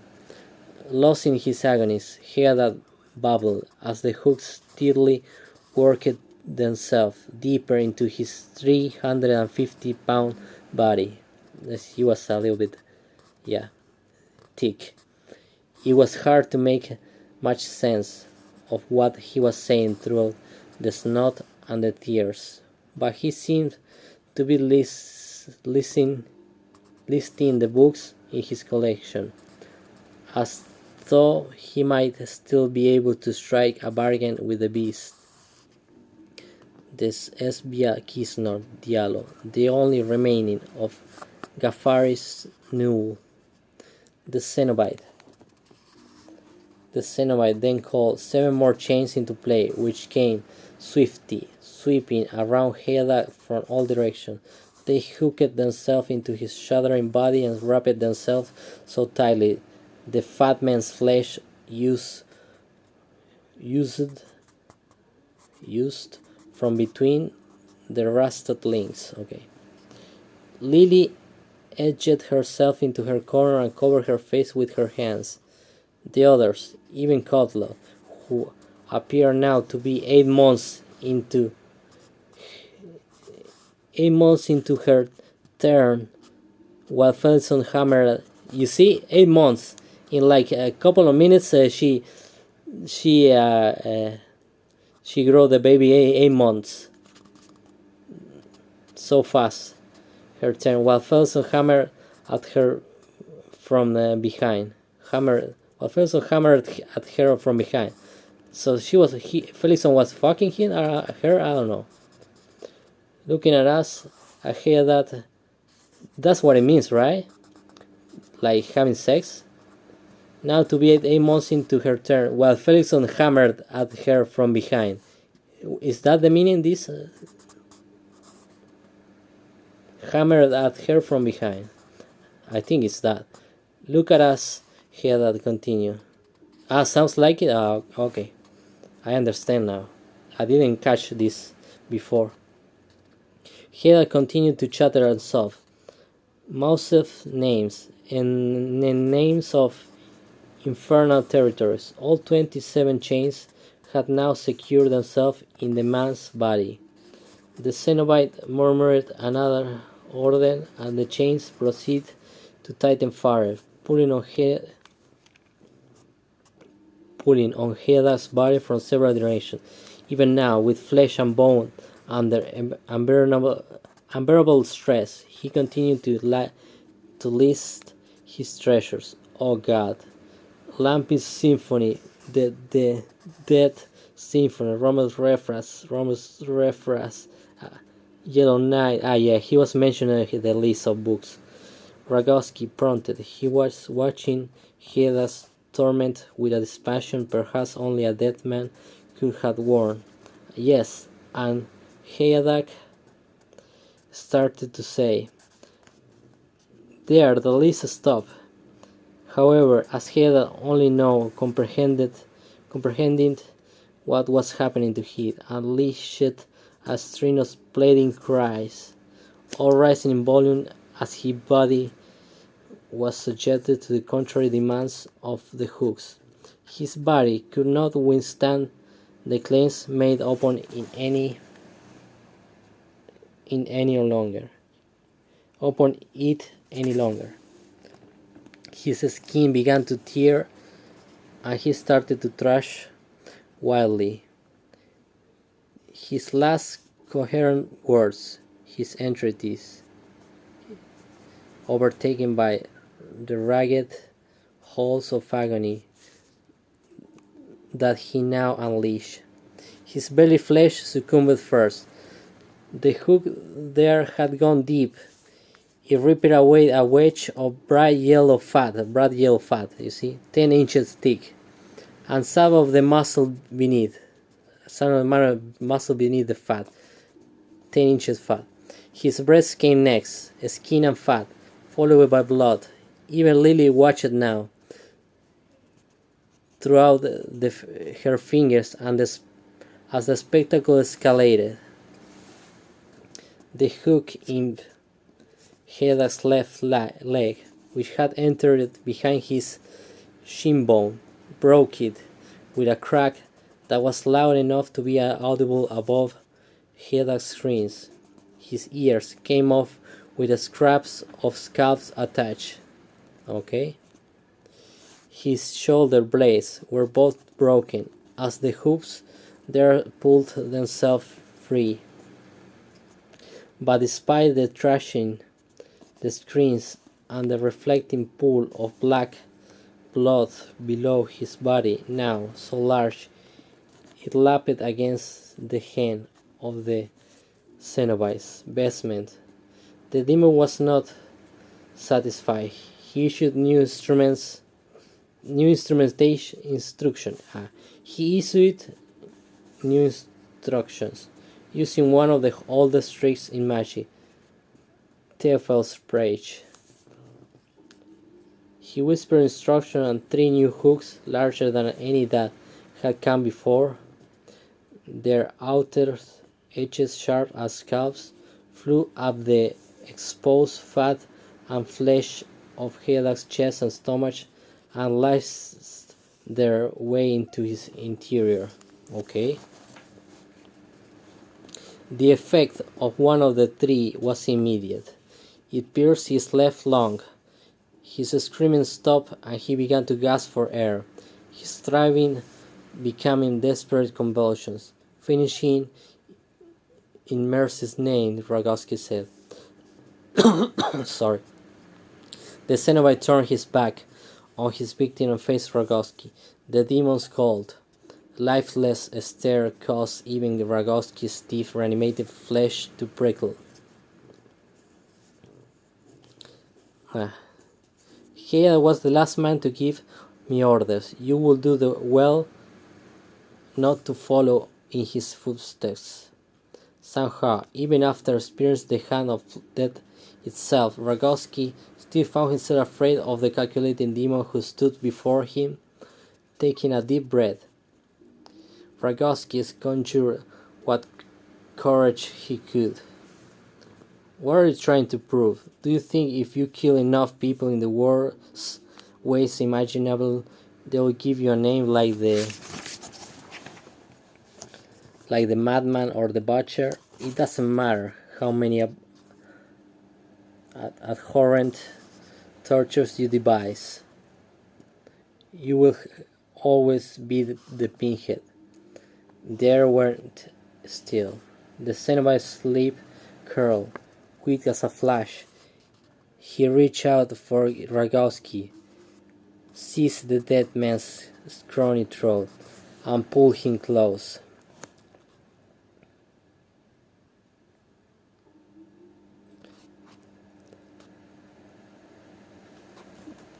Really, I read better than you. Thank you. I didn't know. Without taking his black lace off Rogowski for an instant, the demon lifted his trephine from his belt, activating the device with his thumb as he brought it to the middle of Rogowski's upper brow. It fired a bolt through Rogowski's skull and then retracted. "Pinhead," Rogowski said, undeterred. The Cenobite made no reply.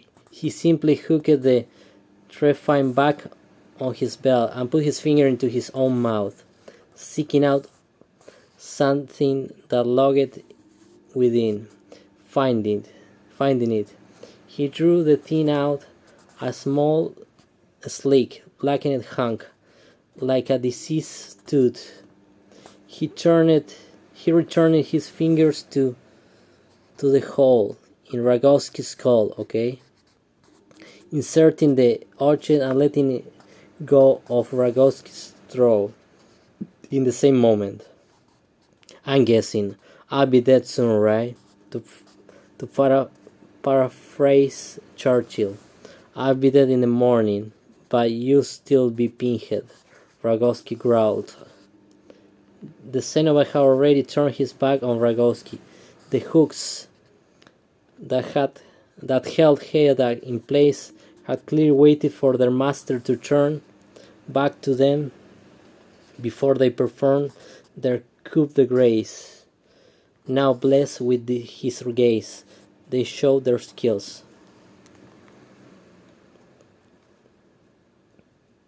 The hook, a weapon that the demon had affectionately named the fisherman's hook, was attached to a chain that had found purchase in the ceiling. He suddenly and swiftly tore throughout the roof of Hedal's mouth, lifting his entire body clear of the ground.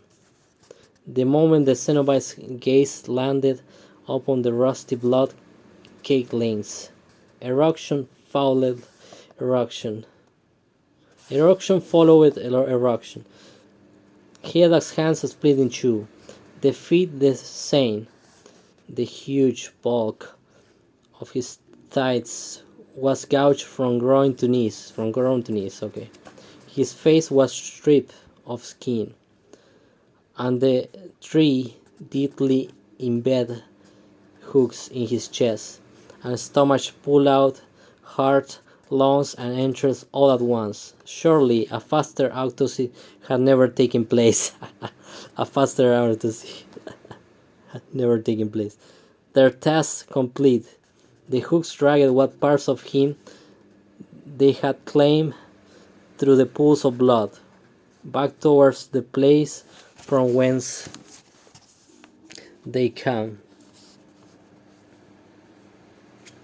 Only one remained, the fisherman's hook, from which the empty and significant lighter carcass of Cheshire's Headak hung, slowly swinging and back and forth, the dropping doors of his stomach, bright with fat, flapping open and close.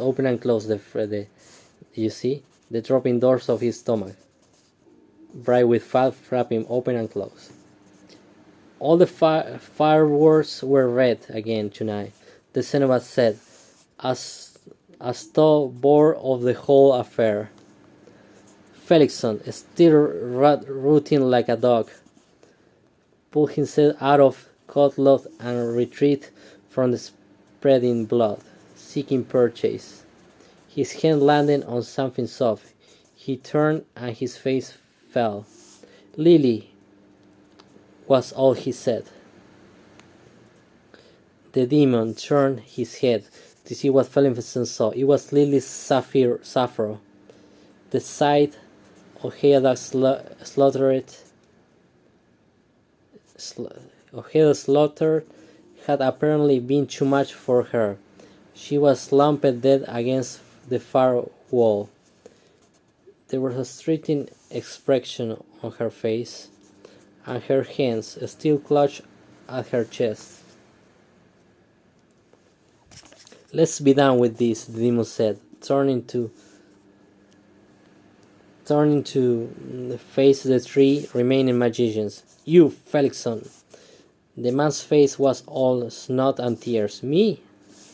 You played the dog well. I had work for you. Wait for me in the passage. You see, this guy, Felixson, was safe. I think it's the only one that got safe. The one that was making as a dog. Wait for me in the passage. Felixson didn't need to be told twice. Wiping his nose, he followed the demon's instruction and fled for the exit. Though Felixson was going naked into hell on the heels of the creature who had slaughtered almost every friend he had ever had, he was happy with his lot. So happy, in fact, that he scurried through the ragged door in the mausoleum wall to wait for his new master to come to him and never once look back. He went far enough down the passageway to be reasonably certain he would not hear the screams of his friends, and then he squatted against the scrambling wall and wept. Okay. These are the two. Only three more pages, you see? 1, 2, 3, that's all.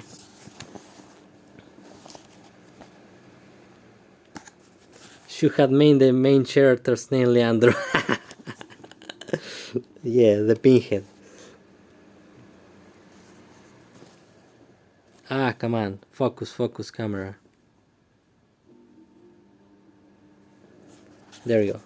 No, come on.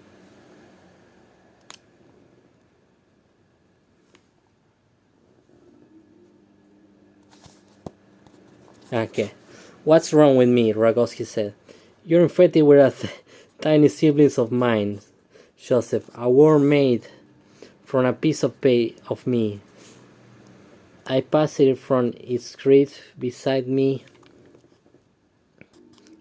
cheek into the hole in your skull. Its body is filled with tiny eggs that need only the presence of warm, soft nourishment to be born. Rogowski was not a stupid man. He understood completely the significance of what he had just been told.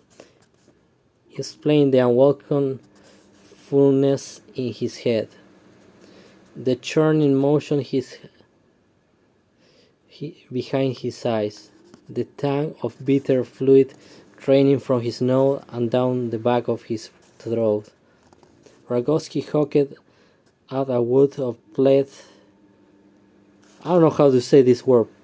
Plank, like plank, a word of plank, and spat at the Cenobite, who deflected with a tiny motion of his hand. When it hit the floor, Rogowski saw the truth of the matter. It wasn't plague he brought up.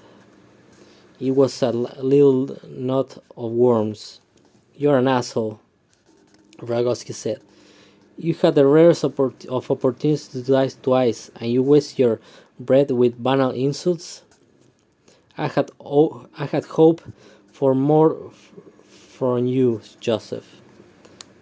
Rogowski coughed, and in the midst of the hacking, lost his breath. He tried to recover it, but his throat was blocked. He dropped to his knees. The last page.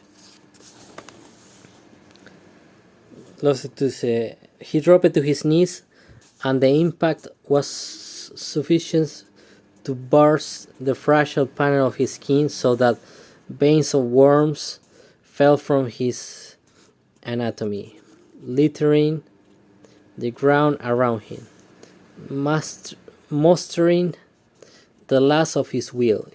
He lifted his head to defy his destroyer with his stare, but before he could do so, his eyes dropped back into their sockets, his nose and mouth following quicker after. In seconds his face had gone entirely, leaving only a ball of bone brimming with the Cenobite's writhing descendants. There was a shriek behind Rogowski, and finally finished with him. The demon turned toward the dim, only to find that in his preoccupation with Rogowski's demolition, he had missed the only pregnancy Godlow would ever take to full term. You see?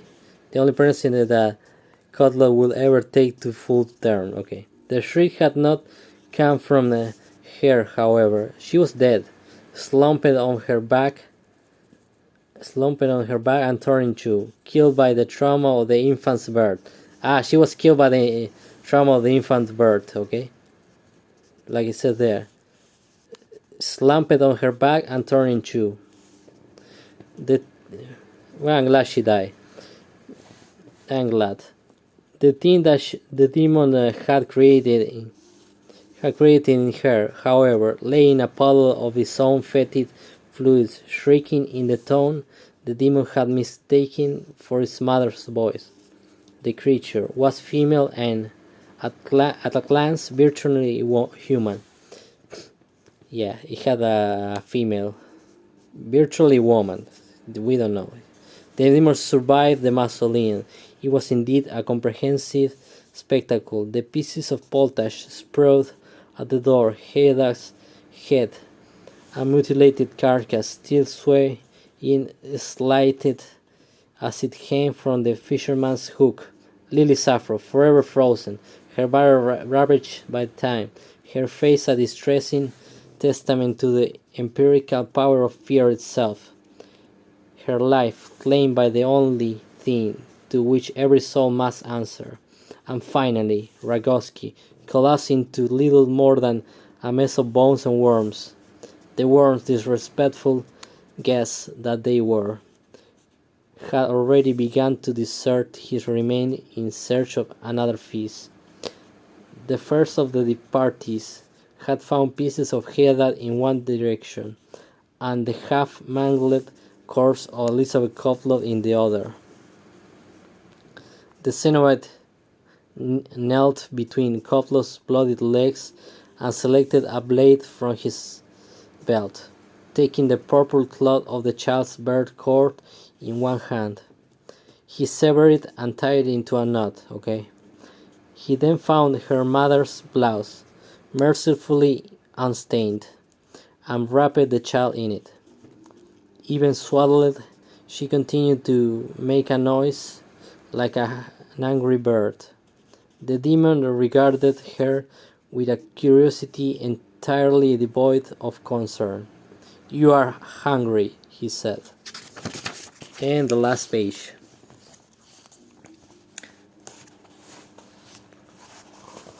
The Cenobite stood, holding onto one of the silk swaddling, and released the child, letting her unroll, hide above her mother's corpse.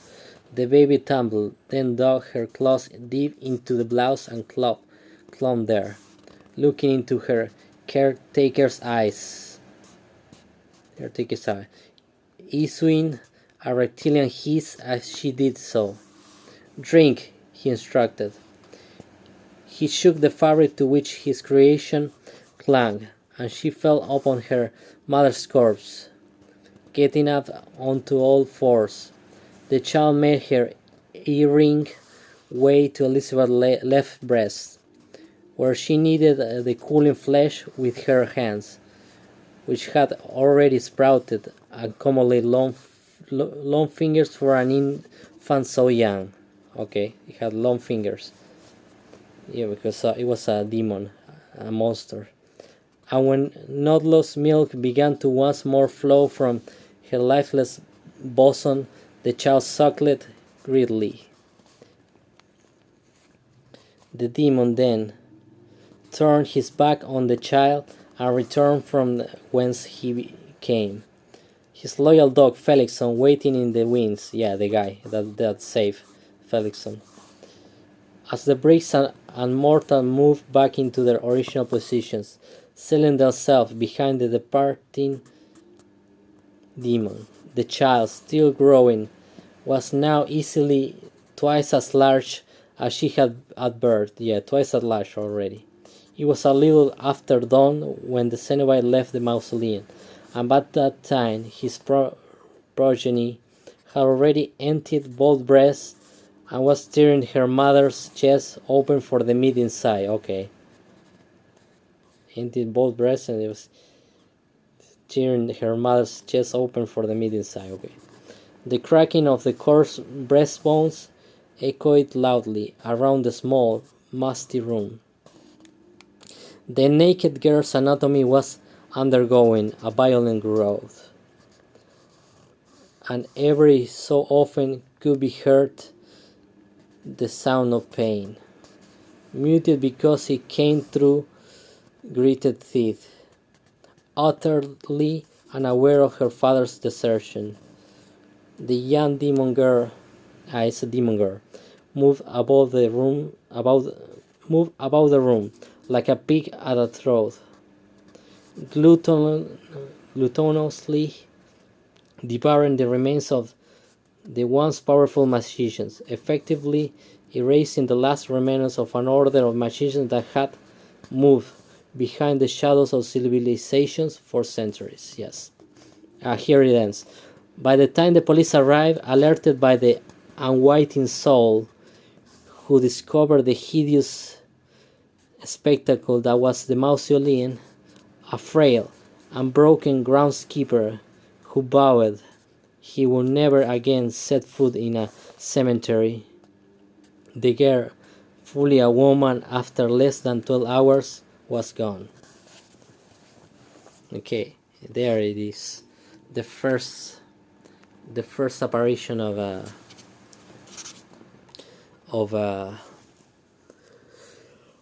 Pinhead, the Hell Priest, in the Clive Barker's books.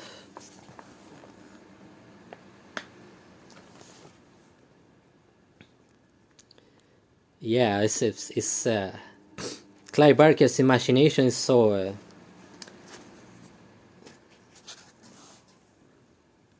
Clive Barker's imagination is so, I don't know how to explain it.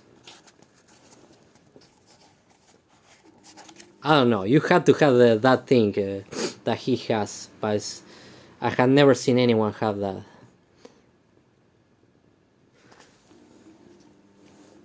I don't know. He has like so many perversions in her head. That didn't go well for them. Yeah, not even for that one Felixson that became a dog, like the mascot. Not even for him.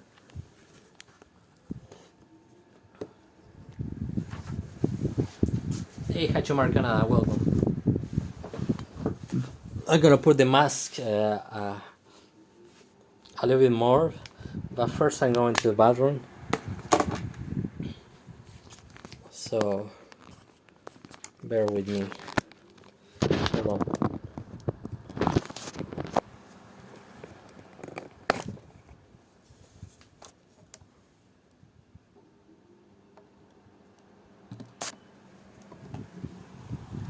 I'm gonna put it like there. I'm gonna put it there. Holy shit, why I had this on? That was dumb. Anyways, let me put, and I'll be back. I'll be back in 2 minutes.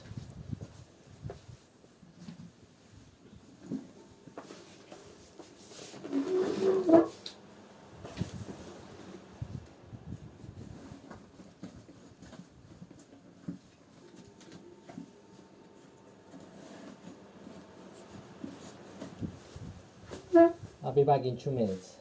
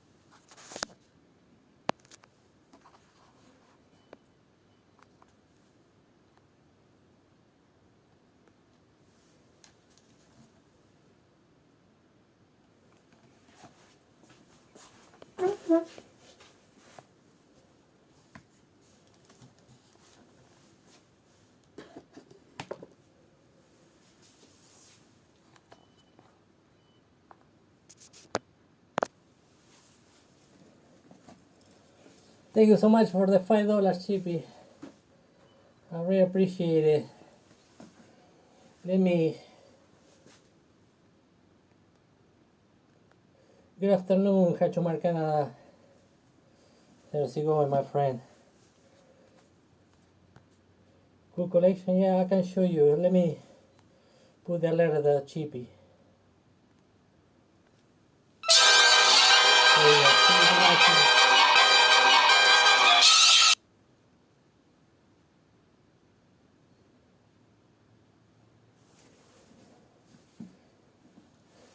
But that's a nice story where everyone lives happily ever after. Nah, nah, we're in Halloween.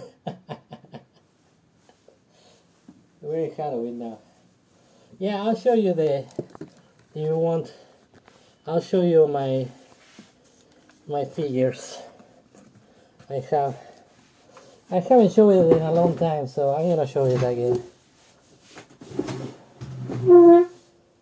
Let me see.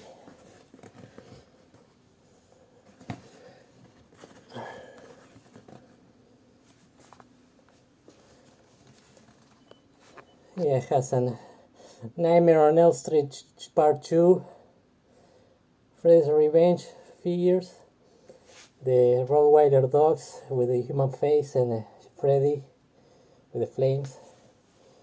This is Henrietta from Evil Dead. Then I had the Evil Ash, like Possessed Ash from Evil Dead 2. From Evil Dead, yeah, Evil Dead 2. I had a monster truck, but I haven't cleaned it. You see, it's all dirty.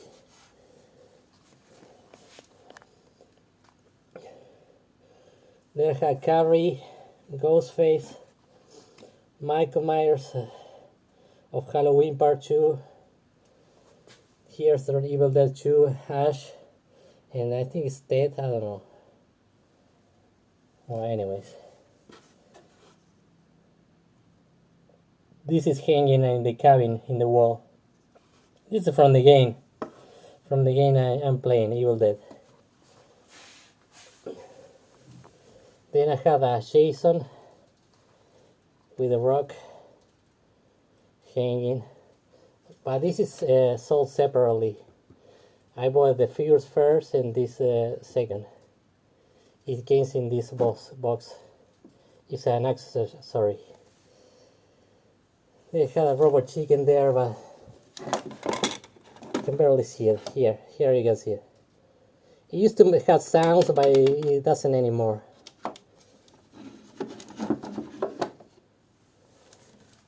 And it's kind of difficult to let it stand up.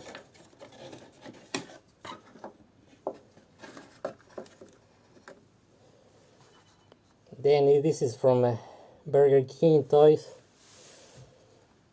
Capitan from South Park with the two hamsters. Hold on. Then Ren and Stimpy, a Cthulhu. Yeah, a lunchbox from Beavis and Butthead. Had that in the front. This on the left. This on the other one, and this.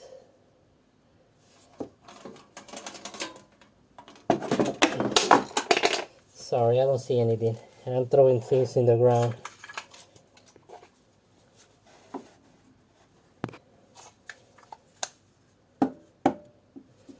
Well, all the other figures are from the World Gumball from McDonald's, and this is a tortoise from the Easter eggs. They had the Easter eggs. This is called Tortuguita. It's from here, Argentina.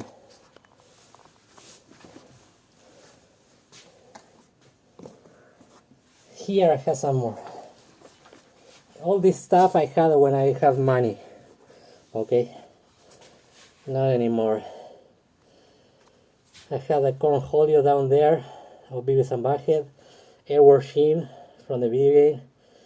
And the worm is also Edward Sheen.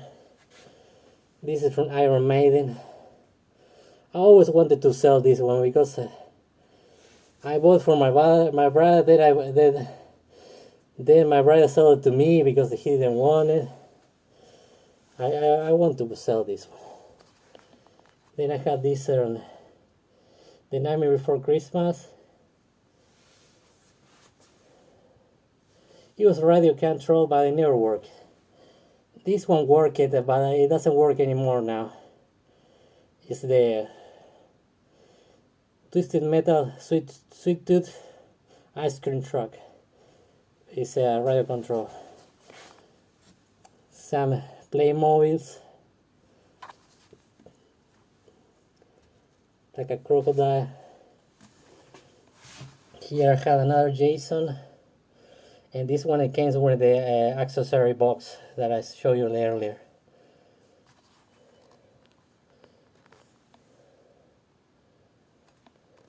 The thumb, Candyman.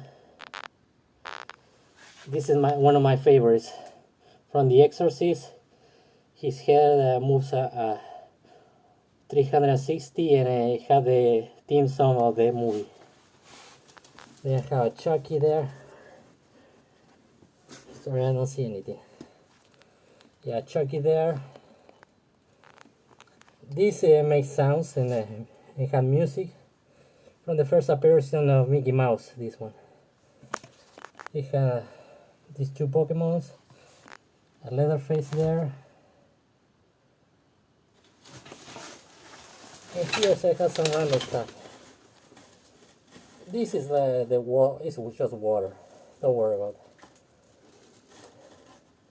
This was given me in Burger King. It has an angel, snow angel, and snow devil on the other side. Like a Happy Meal. SpongeBob, Choco Cup stuff. This one I don't know what it is, but I like it. And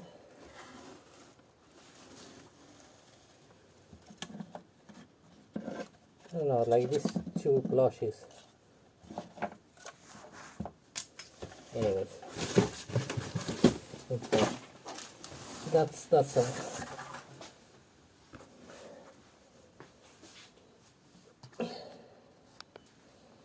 That is all. Oh yeah, got more stuff up here. I had that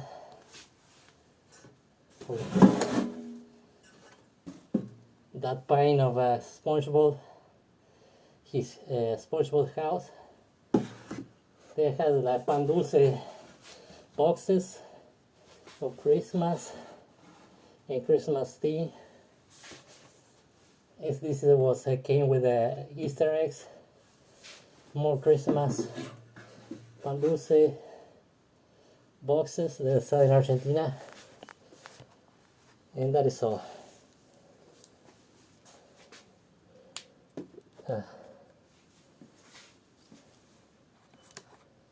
That's all.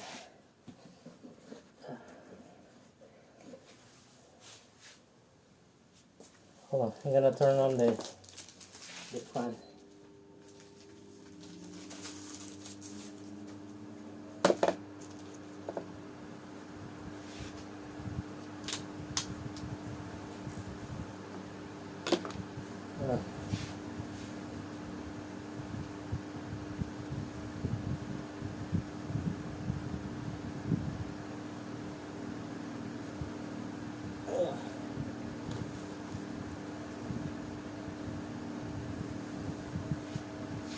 I think I'm gonna sit down and chill.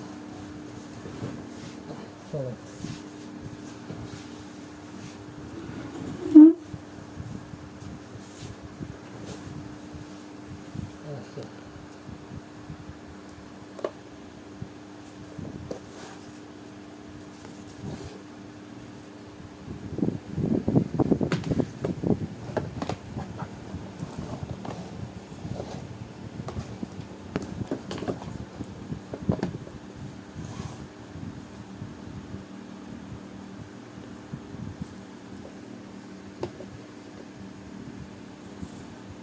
Okay. Sorry, let me read the chat. Hold on. With this mask I can see shit. Sorry. I think there's this.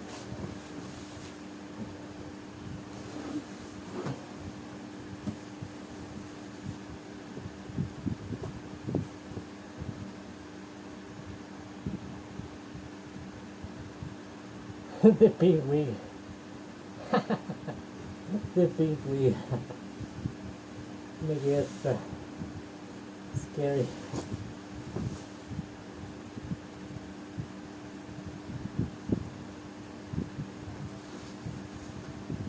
Let me rest a little bit. It's kind of hard to breathe with this mask on. I'm gonna definitely use this mask for more content, okay? Yeah, definitely use it for more content. Not just for Halloween.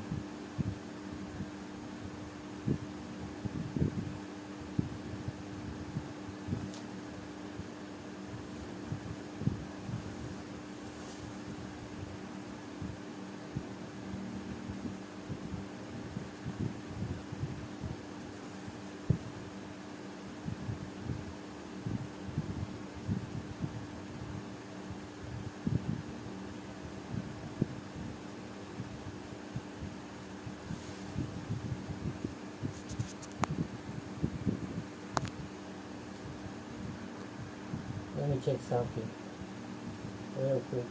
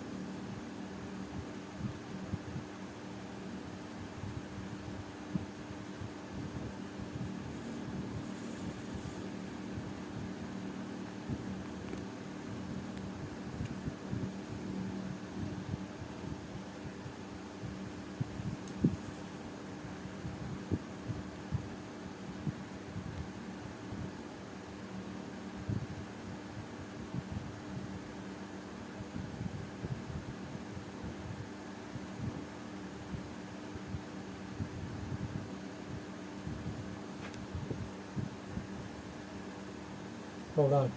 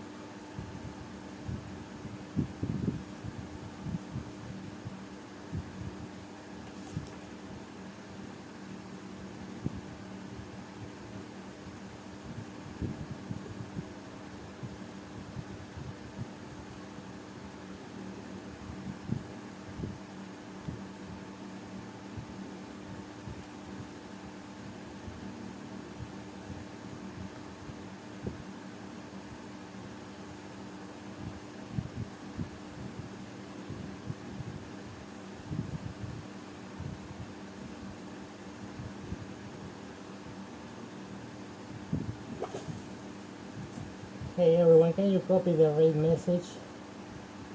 I'm gonna end the stream. Thank you everyone for watching. If you're a sub in my channel, copy the raid message.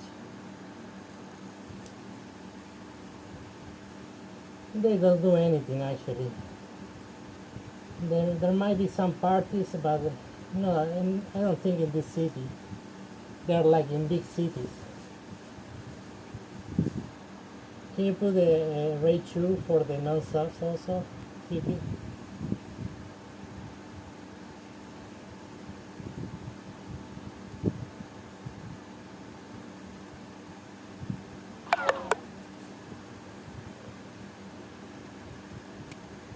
If you're not a sub in my channel, copy this.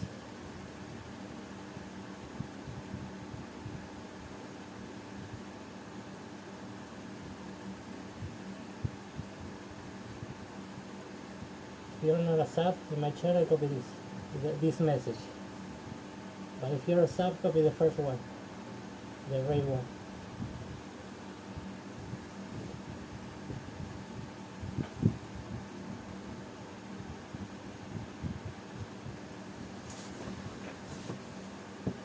Can you tell me the?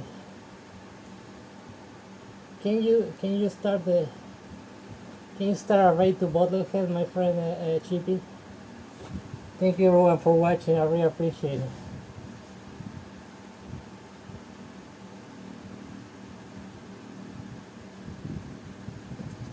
Can you start a raid to Bottlehead and let me know when you started?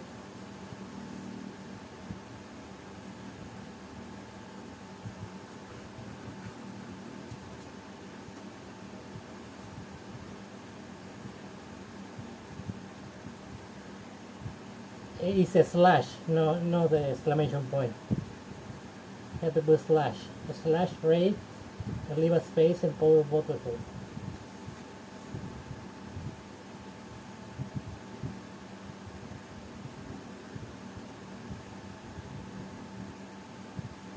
Because it's not working well, the app in my phone. There we go, I see it. Thank you so much, Chippy. Thank you everyone that watched it. Just came to chill. I saw you started. Thank you so much, Chippy. Hope you have an amazing day or night. Much love and goodbyes. Help me out with the raid message. You can go whenever you want, Chippy. It's so good.